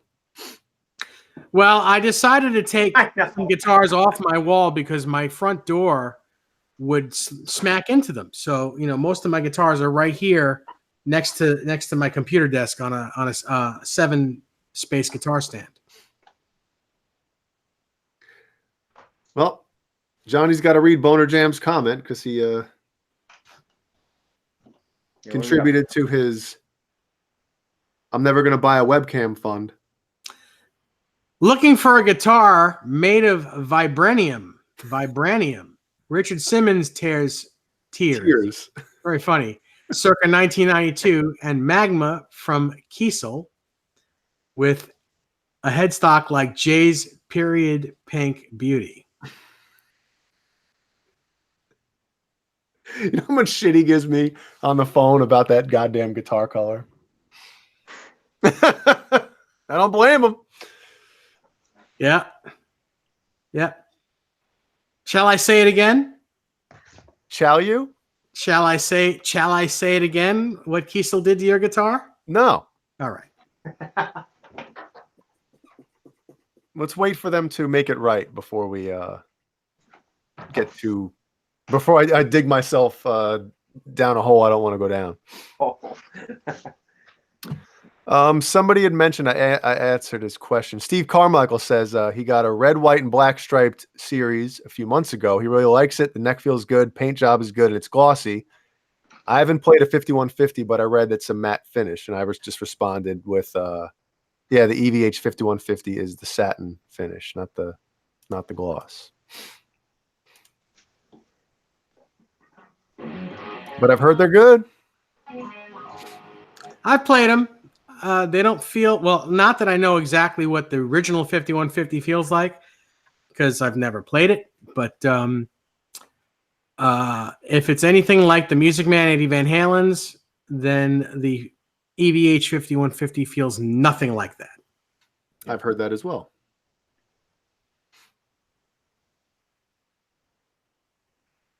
They say it's more of it's more of a tribute guitar. Yeah, but I mean the neck is so much wider than in the original. It's That's the one thing I don't get. EVH guitars now have an R2 nut. Well, Wolfgang's have R2s, and the EVH Stripe series guitars have an R3. Oh, I didn't realize they all had R3s. Yes. Okay. Because I was going to say, go ahead, Rob. Sorry. No, I'm just going to say real quick. I played the EVH 5150 at the Music Zoo a year and a half ago, and it didn't feel. To say what Dave said, it felt nothing like a Music Man guitar or my 5150. You know, like you guys said, it's got the real fat neck on it. It felt more like a PV Wolfgang neck to me. Well, it's wider. It's wider at the nut. But this all being said, it's still a great playing guitar. As a guitar, it's a great guitar. Is it like the 5150 guitar? Again, nobody knows for sure except anyone that has played the original 5150. But if it's supposed to be like a Music Man, it is nothing like the Music Man. Right. Yeah, I agree with that. And like Dave said, it does. It plays amazing. It's a great guitar. But this guitar feels just like the Music Man neck. Right. So hopefully that's what the original 5150 feels like. But this is exactly what the Music Man neck feels like. It's asymmetrical, R2 nut. It's pretty shallow, pretty thin. It's from front to back. It's not terribly thin like Charvel thin. It's a little bit thicker, but wideness this way, it's narrow.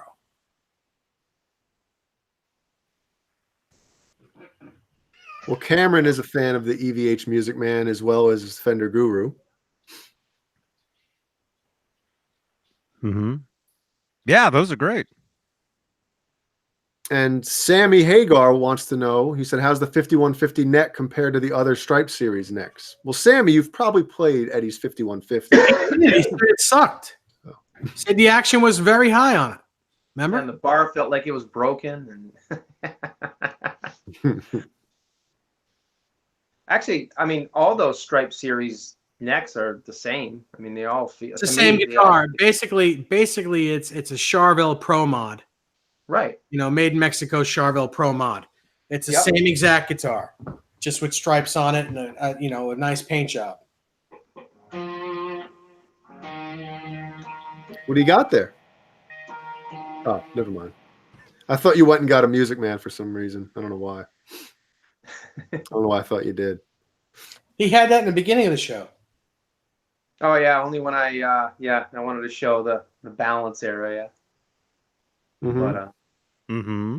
But What about you, Jay? What's been your main play? Howie, what's happening, Howie? I love the sleeping pictures of Howie on Instagram. What's the one you had the other day, Johnny? There's a picture of him like a little doll. He was like had his paw around the doll. Yeah, it's so cute. that's his little lamb. Yeah, that's so cute. Adorable. Is Howie having trouble walking on sand? Or you just have the wheels on him just to help him? Because of the wheels. Yeah. Well, because he gets super tired really quick now. Mm-hmm. So they're called walking wheels, and they help him get around. You know, so it's almost like a pill. Mm-hmm. You know, he lasts longer. He's able to walk a lot longer now with those. You know, when I first saw it, Johnny, I felt horrible. I was like, I feel so bad for that dog. But you know what? I don't feel bad for that dog because he's still going and he looks great. And yeah, he does. He looks awesome. You know, for an older dog, kudos to him. He's going to go strong for a long time. Mm-hmm. He's like Sammy Hagar, still rocking. You know? Oh yeah, Howie's almost died several times over the years. Yeah. Like going back 10 years. Attacked by that dog. The time. Yeah, he was majorly attacked by a dog 10 years ago, 11 years ago. He had to have major surgery. He was super close to dying. And yeah, he keeps going. How old is he, Johnny? 13? He's 13. No, he's 17. He's 17. That is so awesome. He's 17 and 4. He's almost 17 and a half. Damn. That is phenomenal. That is so cool. Fender Guru, what is it you want me to show you? Ooh, now we're talking. Now the show's getting good. Dave stands up. I could show you sitting down. Rob knows. Yeah, only if you're not wearing pants, though.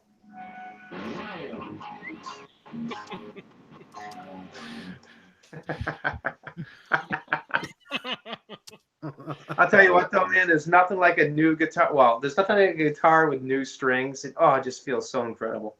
You know, the notes just ring out. Oh, especially an acoustic. Oh yeah. Well, I know none of you guys even play acoustic. I got my Kramer Farrington, which I play a lot. I love that. I don't know if that qualifies as a real acoustic, but no. Sammy, the 5150 EVH 5150 neck is also, it's the same width as the other Stripe series, but it's a lot thicker from front to back.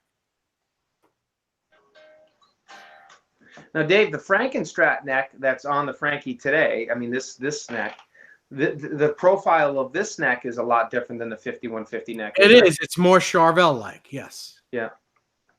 Yeah.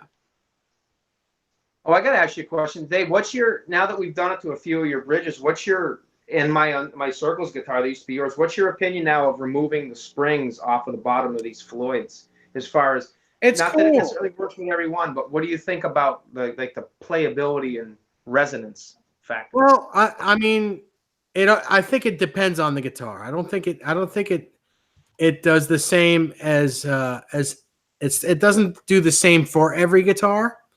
Mm-hmm. But I think in general, in most cases, taking the finger springs and the spacer underneath the Floyd that is between the block and the actual Floyd, if you take that off, generally your guitar is going to ring out better. It just is. Yeah. Sometimes it doesn't. Sometimes a guitar is just so good that it doesn't matter what you try to do to fuck it up. It's just going to be a good guitar.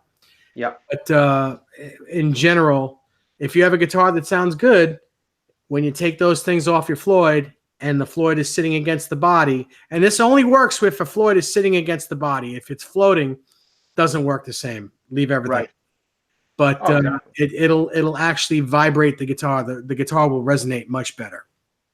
And for Fender Guru, this is what I'm holding in my hands. It's my 5150 guitar. It's my modern day 7th tuner 5150 guitar, but the neck relicking is exactly the way it was in 1990 before Music Man got their hands on it. Just one of my favorite guitars. You know what? I just had a great idea. What's that?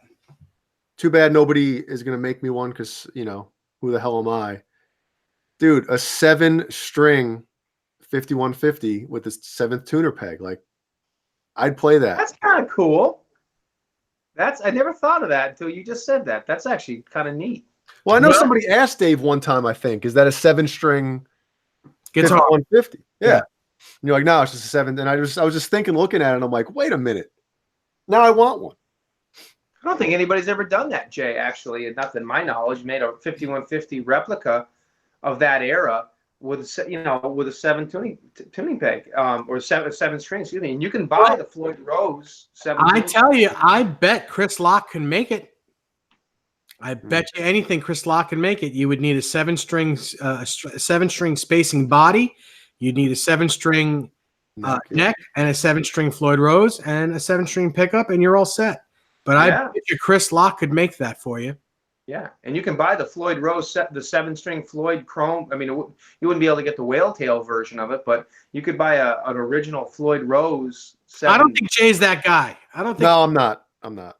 Yeah, but you could get an original Floyd Rose Chrome 7, Yeah. 7-string. Dave's just saying as far as it being like identical as close, with the whole whale tail thing. I think Jay's the guy who would rather have it glossy and look brand new.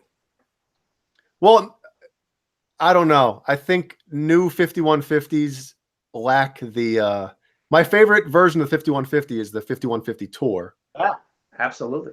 But I mean, that would be super cool. Like, I just think that guitar, brand new, like on the 84 tour, he used it and stuff. And to me, it almost doesn't look as cool. I know. Right. It's the one guitar along with a Frankenstrat that just looks cool. No, you're right. Shit. You're right. You're right. And Fender Guru, about this guitar, to my ears, this guitar sounds just like the original one. Now, can I play like the guy that plays the original one? No.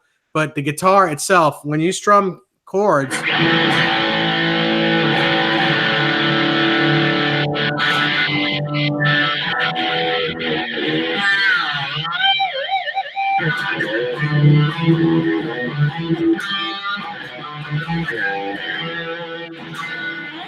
it sounds like the original 5150 guitar to my ears. Well, I hope the original 5150 guitar doesn't sound like that. I'm not picking on you, Dave. I'm just making a joke because it's the garbled, thing. But over the computer, you mean? Right. I'm just picking on you. Dave is an amazing guitarist, and I love hanging out and jamming with him because I'm always learning stuff from him, watching him, and that's how you do that. Okay, I did it this way, but yeah, no, it sucks so much when you listen to a guitar through the hangout thing. Not hangout, but whatever. It just garbles everything. But yeah, I've heard that 5150 guitar, and it does. It's just like mine. It's the same thing. It's exactly the same. I mean, there are a couple differences, but it's really the same guitar. Sammy, the wood on this body is a basswood body. I had another one that was poplar. I thought was right. I don't think so. I think it's a bass. I think the original was basswood. So I went with basswood on this, and it sounds closer to me. Now, that being said, this is still a fairly new guitar, and Eddie's guitar was built in 82. So, I mean, his is going to sound different. Even in 86, it would have sounded different because it was old.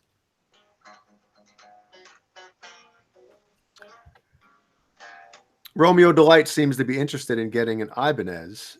And before he mentioned, and me and Tessie switched almost at the same time, he asked about he said he's never owned a guitar with anything without a Floyd Rose.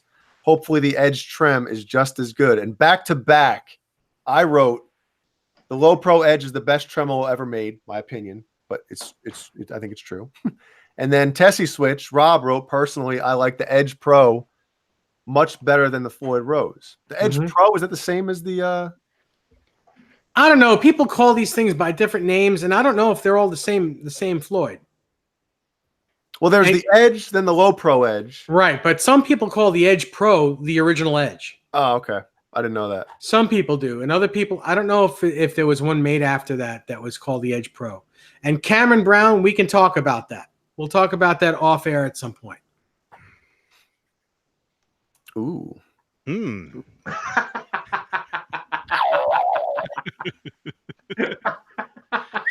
What's going on?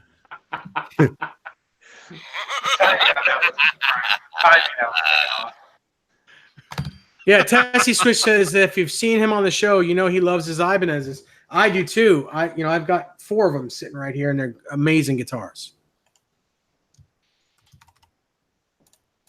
Yeah. Yeah, those are very cool, man.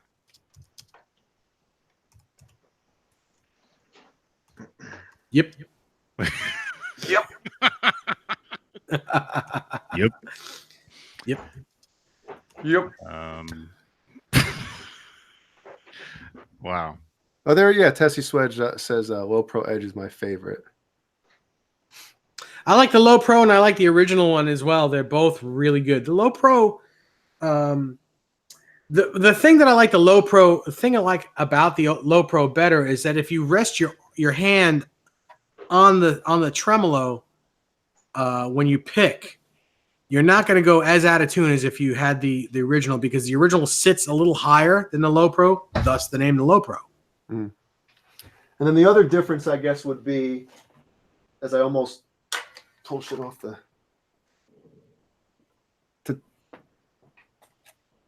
can you see that?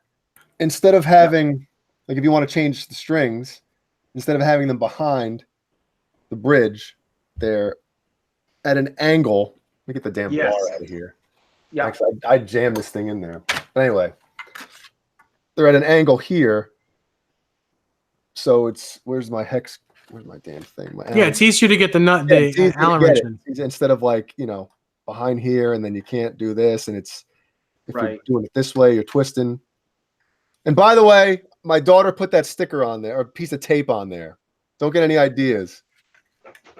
What does that even mean?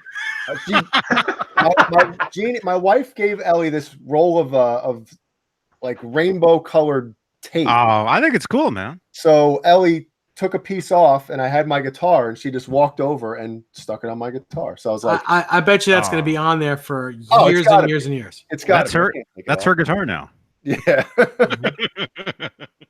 So, and then Romeo Delight also said something about the pickups. He said every Ibanez he's played, he kind of didn't like the tone, maybe a little thin.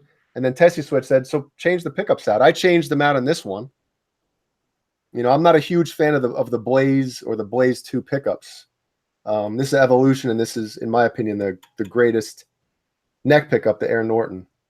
Just sounds so velvety. Yep. So look at that thing. Fender Guru asks, what the hell does he ask? He says, does human sweat playing a guitar over years have an effect on the sound? Yeah, of course. Everything that happens while you're playing a guitar has an effect on the sound. If you're playing a guitar that doesn't have a clear coat on it, or that is porous, the wood is porous, like on like an unfinished neck, like this one is. The more you sweat on it, it is going to take on it's a little bit of a different sound. As time goes on, it's going to take a different feel. It's going to just everything about it. They evolve with time. That's one of the reasons why guitars with time sound better than they do when they're brand new. Yep. Just as they age, and as you sweat on them, and as you break them in, they sound better. I mean, that's why they say that, it's a proven fact that, a finish and paint on a guitar will kill tone. Absolutely. That's the whole premise one of the whole premises between the Relic guitar series. It's, like, I love Relic guitars, not because I want to fool people, but because they actually sound better than ones with a lot of paint on them. Right. They do look cool. No doubt about it. There's nothing like the look of a vintage old guitar. But it's really about how they sound.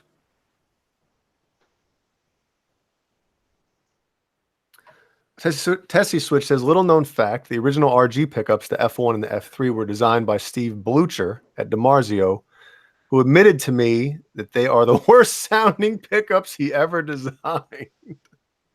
I guess he didn't really like Ibanez. Oh, man. That's too funny, man. I love those Ibanez guitars. You know, I've never owned one. Going out and playing days, you know, it's just like, whoa. I mean, being a guy that never plays a floating Floyd, you know, because I'm well, you do. Your Steinberger's a floating bridge. It is, you know, but I mean, typically, you know, playing the regular Floyds, you know, coming out and playing Dave's,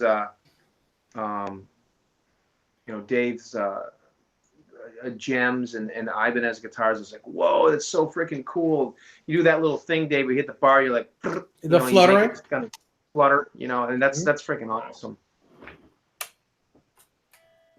Can I do one real quick? Yeah. Put my bar back in.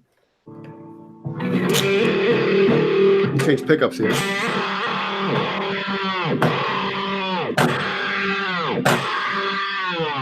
You can literally beat the crap out of these guitars, man.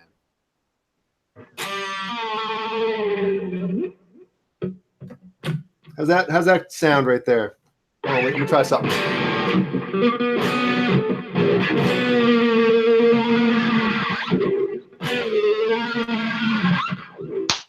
Drop the bar as you slide up. That's awesome. I love that. Now play a B chord, low B. No. Why not? I just want you to hear it in tune. It's still going to be in tune. Perfect.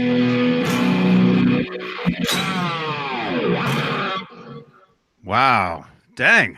Yeah, you can beat the crap out of this thing and it stays in tune, man.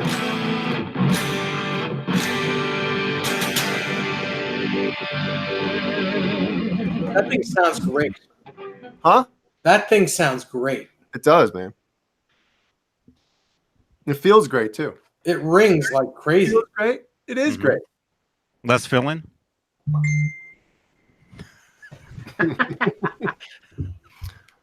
Tastes great. That's what you're doing. Actually, it's more floating. More floating. Tessie Switch, that is the coolest dumb trick I've ever seen. I did it by accident the other night. I was trying to do something with the bar and diving, and then I just hit.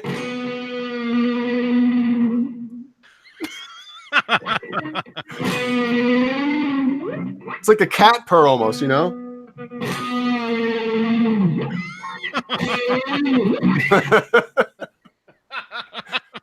Yeah, I was so excited that like the next morning, you know, Jeannie got up and I was like, yo, I came up with this cool part last night for the solo. After sliding in from doing this lick, I come down and hit the low and I slide up and I dive the bar at the same time and I try to keep the note the same. It sounds like a cat's purring and she's like, oh my God. It's crazy. Cat's in the bag. Cat's out of the bag, literally.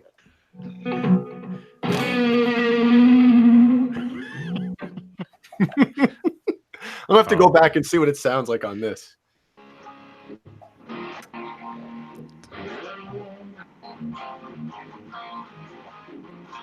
Yeah.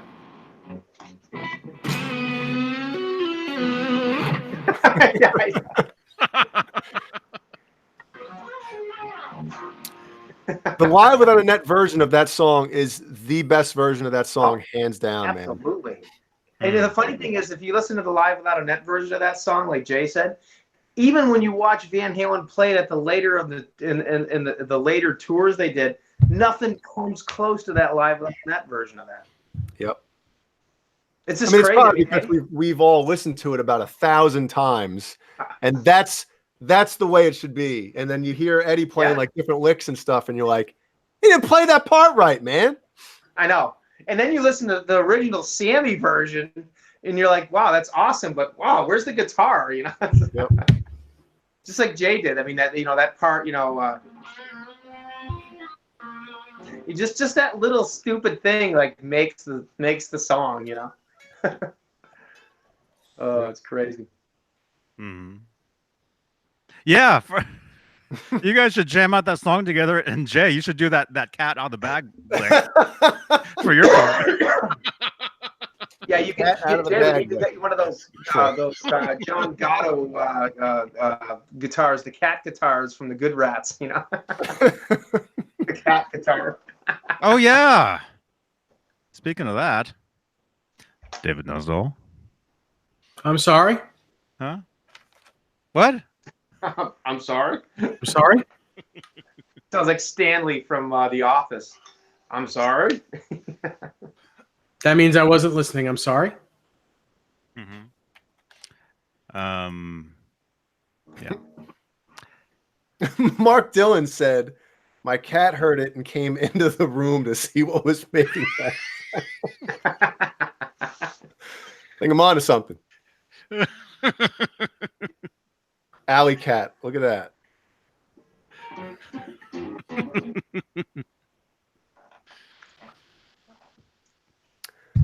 Wow.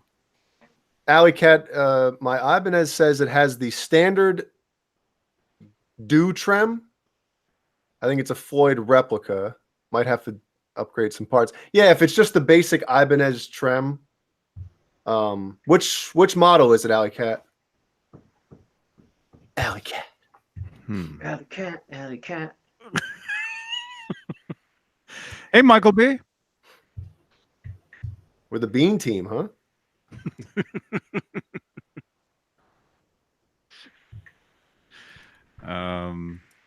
60 thumbs ups. Maybe we can get a few more.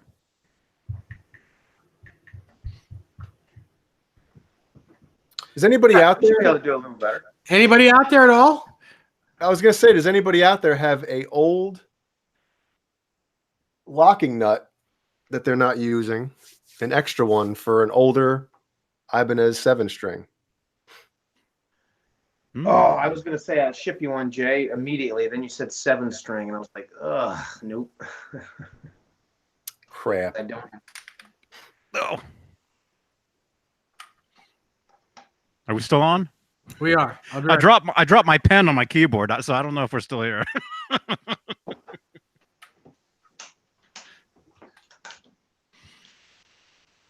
Yeah, 7-string. Yeah, not me.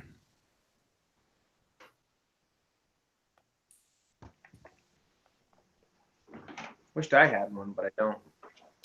Well, the older ones are different than the new ones for two reasons. One reason is the old Ibanez necks, the nut screwed in from the back. Yeah, it's And it the was a snake stress, bite version. yeah, stress point, obviously. And with the necks being angled or the headstocks being tilted back, if you lay this thing on the ground and God forbid something steps on it, or you just hit this hard enough, that's obviously a weak point. So then they upgraded them. I don't think upgraded them, but that's whatever. That's, again, this show is all about my stupid opinions. They put the volute on, and then they attach from the top. They screw in. The nut screws into the neck. And then after that, they have the ones that don't need the retainer bar. So I guess the string break angle is different on those nuts. And I honestly don't know if it'll work. I don't know. So I'm trying to get the old style one just so there's no discrepancy or anything. Just like I know that that's the one. Is there anything on eBay, Jay? Have you checked eBay? I saw, me and Dave was actually helping me look. And we saw a chrome one earlier this week on eBay. It was $80 and I didn't do it. And I wish I did, because from a website that actually has them, a Cosmo black one, which is actually what I'm looking for. He wants $110, but it's the newer style. With the different string break angle. I think it's still loaded from the back. It has to be. But I'm like, damn, $110, man. And it's not the one I want, or it's not the original version. So I might hold out. The chrome one, if you got a chrome one, I mean, could you paint it and make it look close? You know what? I could do that, but at the same time, I'm not really that. Because it's not for this guitar. I'm getting actually possibly another universe, an older, like a 92, I believe, universe. And Okay. the nut is stripped. Oh, in the okay. back, Because I was like- going to ask you what's wrong with that one. Okay. All right. Yeah. So You mean the Anyway. screws? The screws are stripped, or the actual threading in the nut? the is stripped? threading in the nut is stripped. Oh, okay. Yeah, so I gotta get one for the guitar when I get it. You know, just something you might want to try. Dave, are you still watching? Okay.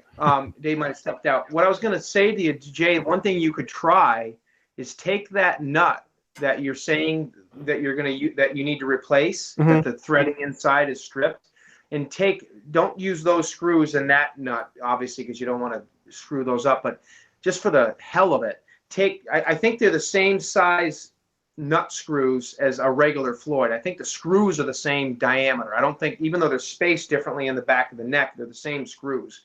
Take 2 good screws, and I can even send you 1 or 2, and start it, and then take an Allen wrench and force it in there. I mean, if you break it off, who cares? You can't use it anyways. But what that might do is it might reset and recut or die, whatever you want to call the threading inside, so you can use it again.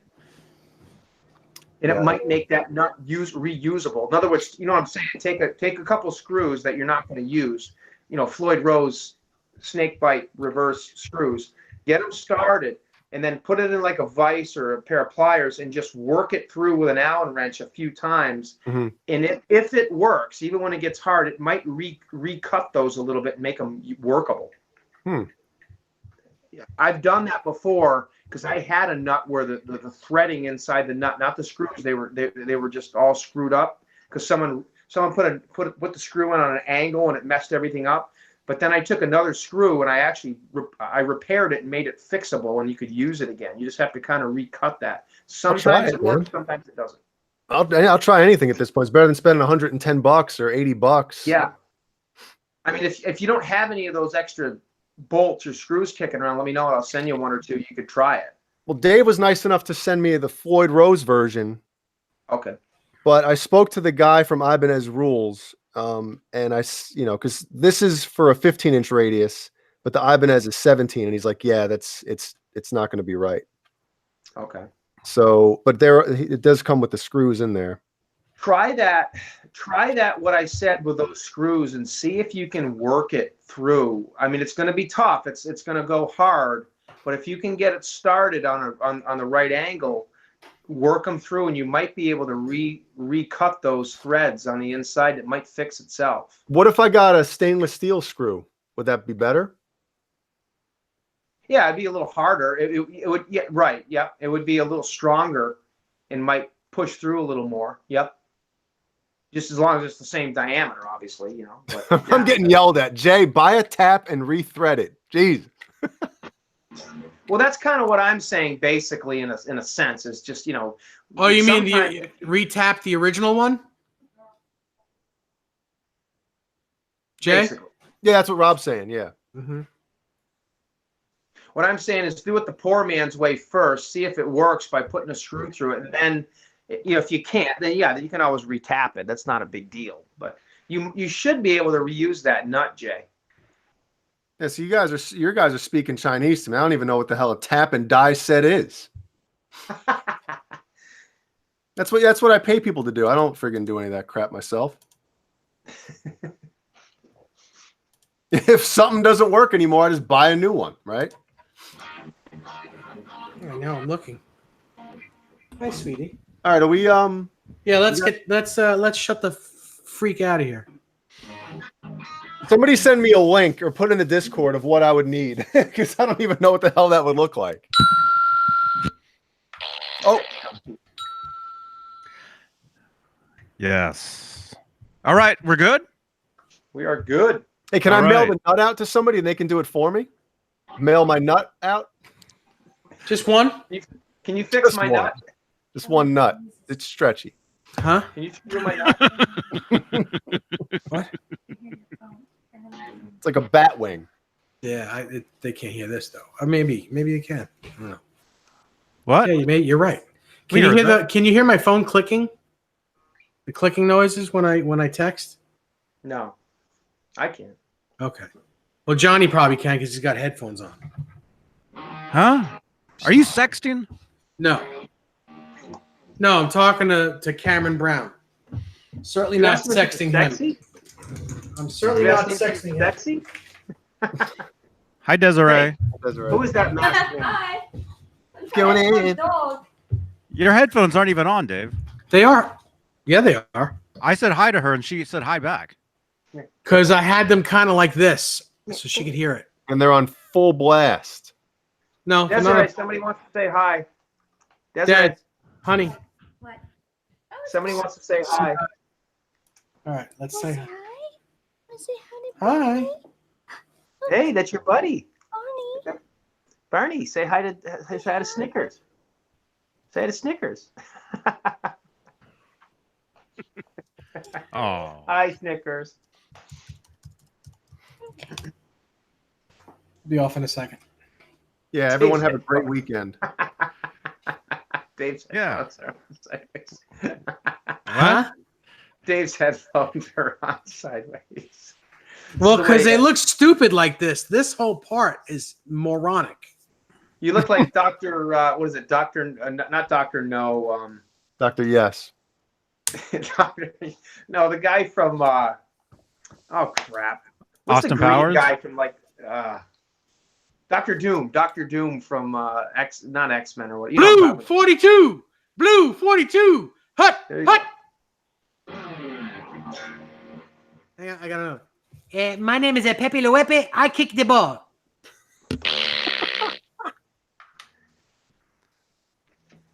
I'm number 27. Oh, shoot. Number 72. Wait.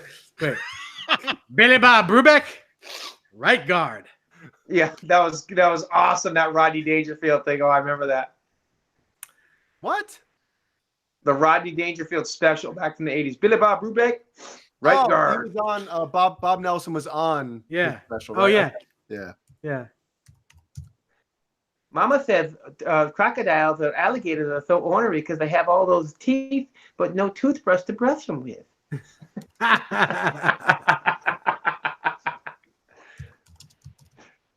Dave, you go play foosball with your friends. Palawowski, tight end. Bunch of Next weird year, I ones. hope to be a wide receiver. Yeah. Oh gosh, I haven't seen that in so long. It ain't no Dixie cup, and it ain't no coffee mug, and you certainly don't want to be drinking nothing out of it. Yes. Not that there's anything wrong with that. No, there's nothing wrong with Dixie cups. I drank out of one today at Whole Foods. Was it a big Dixie cup? No, I'm not wearing my cup right now. And my head's halfway up my shoulder, my pads. Jiffy My Jeff? nuts is halfway up my shoulder, my pads. We're killing my pain. All right. Wow. All right, Thank let's God. say goodnight. All right, David Nesdall, good night, man. We've gone to Ludacris. And don't hang up. I'll tell you guys something once we're off air. And I'll tell you guys something. Okay. Uh-huh. All right. Jay Hannon. There. Thanks Yeah, for the man. tips, everybody, on the stripped nut. Thanks for the tip. Mm-hmm. Ron Johnson, good to see you. Eddie Van Halen from the Balance Tour. Is your middle name Jeremy? Nice to see you guys. Okay. All right. And before we go, we're going to do a raid.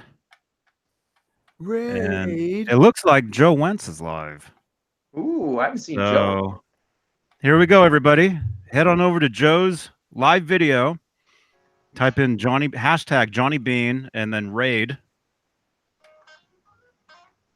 There it is. Click on that. Let's see how many people we can get over there. I hope that's his video. Yeah, hopefully. Let me see. I'm gonna head. I'm over at Joe's.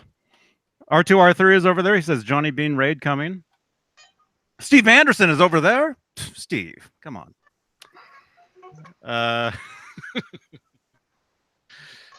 Let's see. How many cheaters do we have here? Sean Zimmerman says Johnny Bean Raid.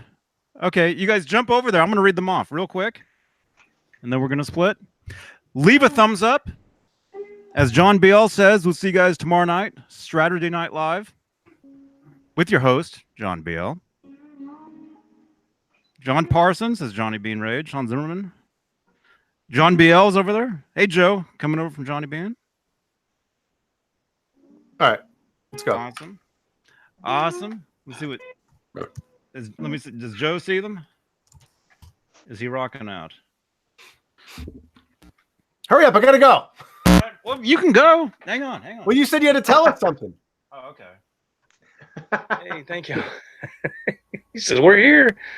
Thank y'all very much. Oh, I hear Joe. Yeah. You patched him in. Over from Johnny. Thank y'all very much, man. Thank y'all. Hey, there's Mark Taylor. What's going on, Steve man? Carmichael says Johnny Bean Raid. Dylan, Sean Zimmerman, John BL 5150, Craig, is that Cruel Bar? Let's see. All right. Let me see if That's I miss actually anybody. really Then Yeah. Jump over there, everybody. Let's see. Thank you, Johnny. Steve Carmichael. Hashtag Johnny Bean Raid. Thank you, man. Thank y'all for coming over. Oh, Rush. He had 2 people watching. Man, no, I can't remember that. All right. Oh, I'm gonna get flagged. Yeah, shut it off. Oh crap! Stop playing.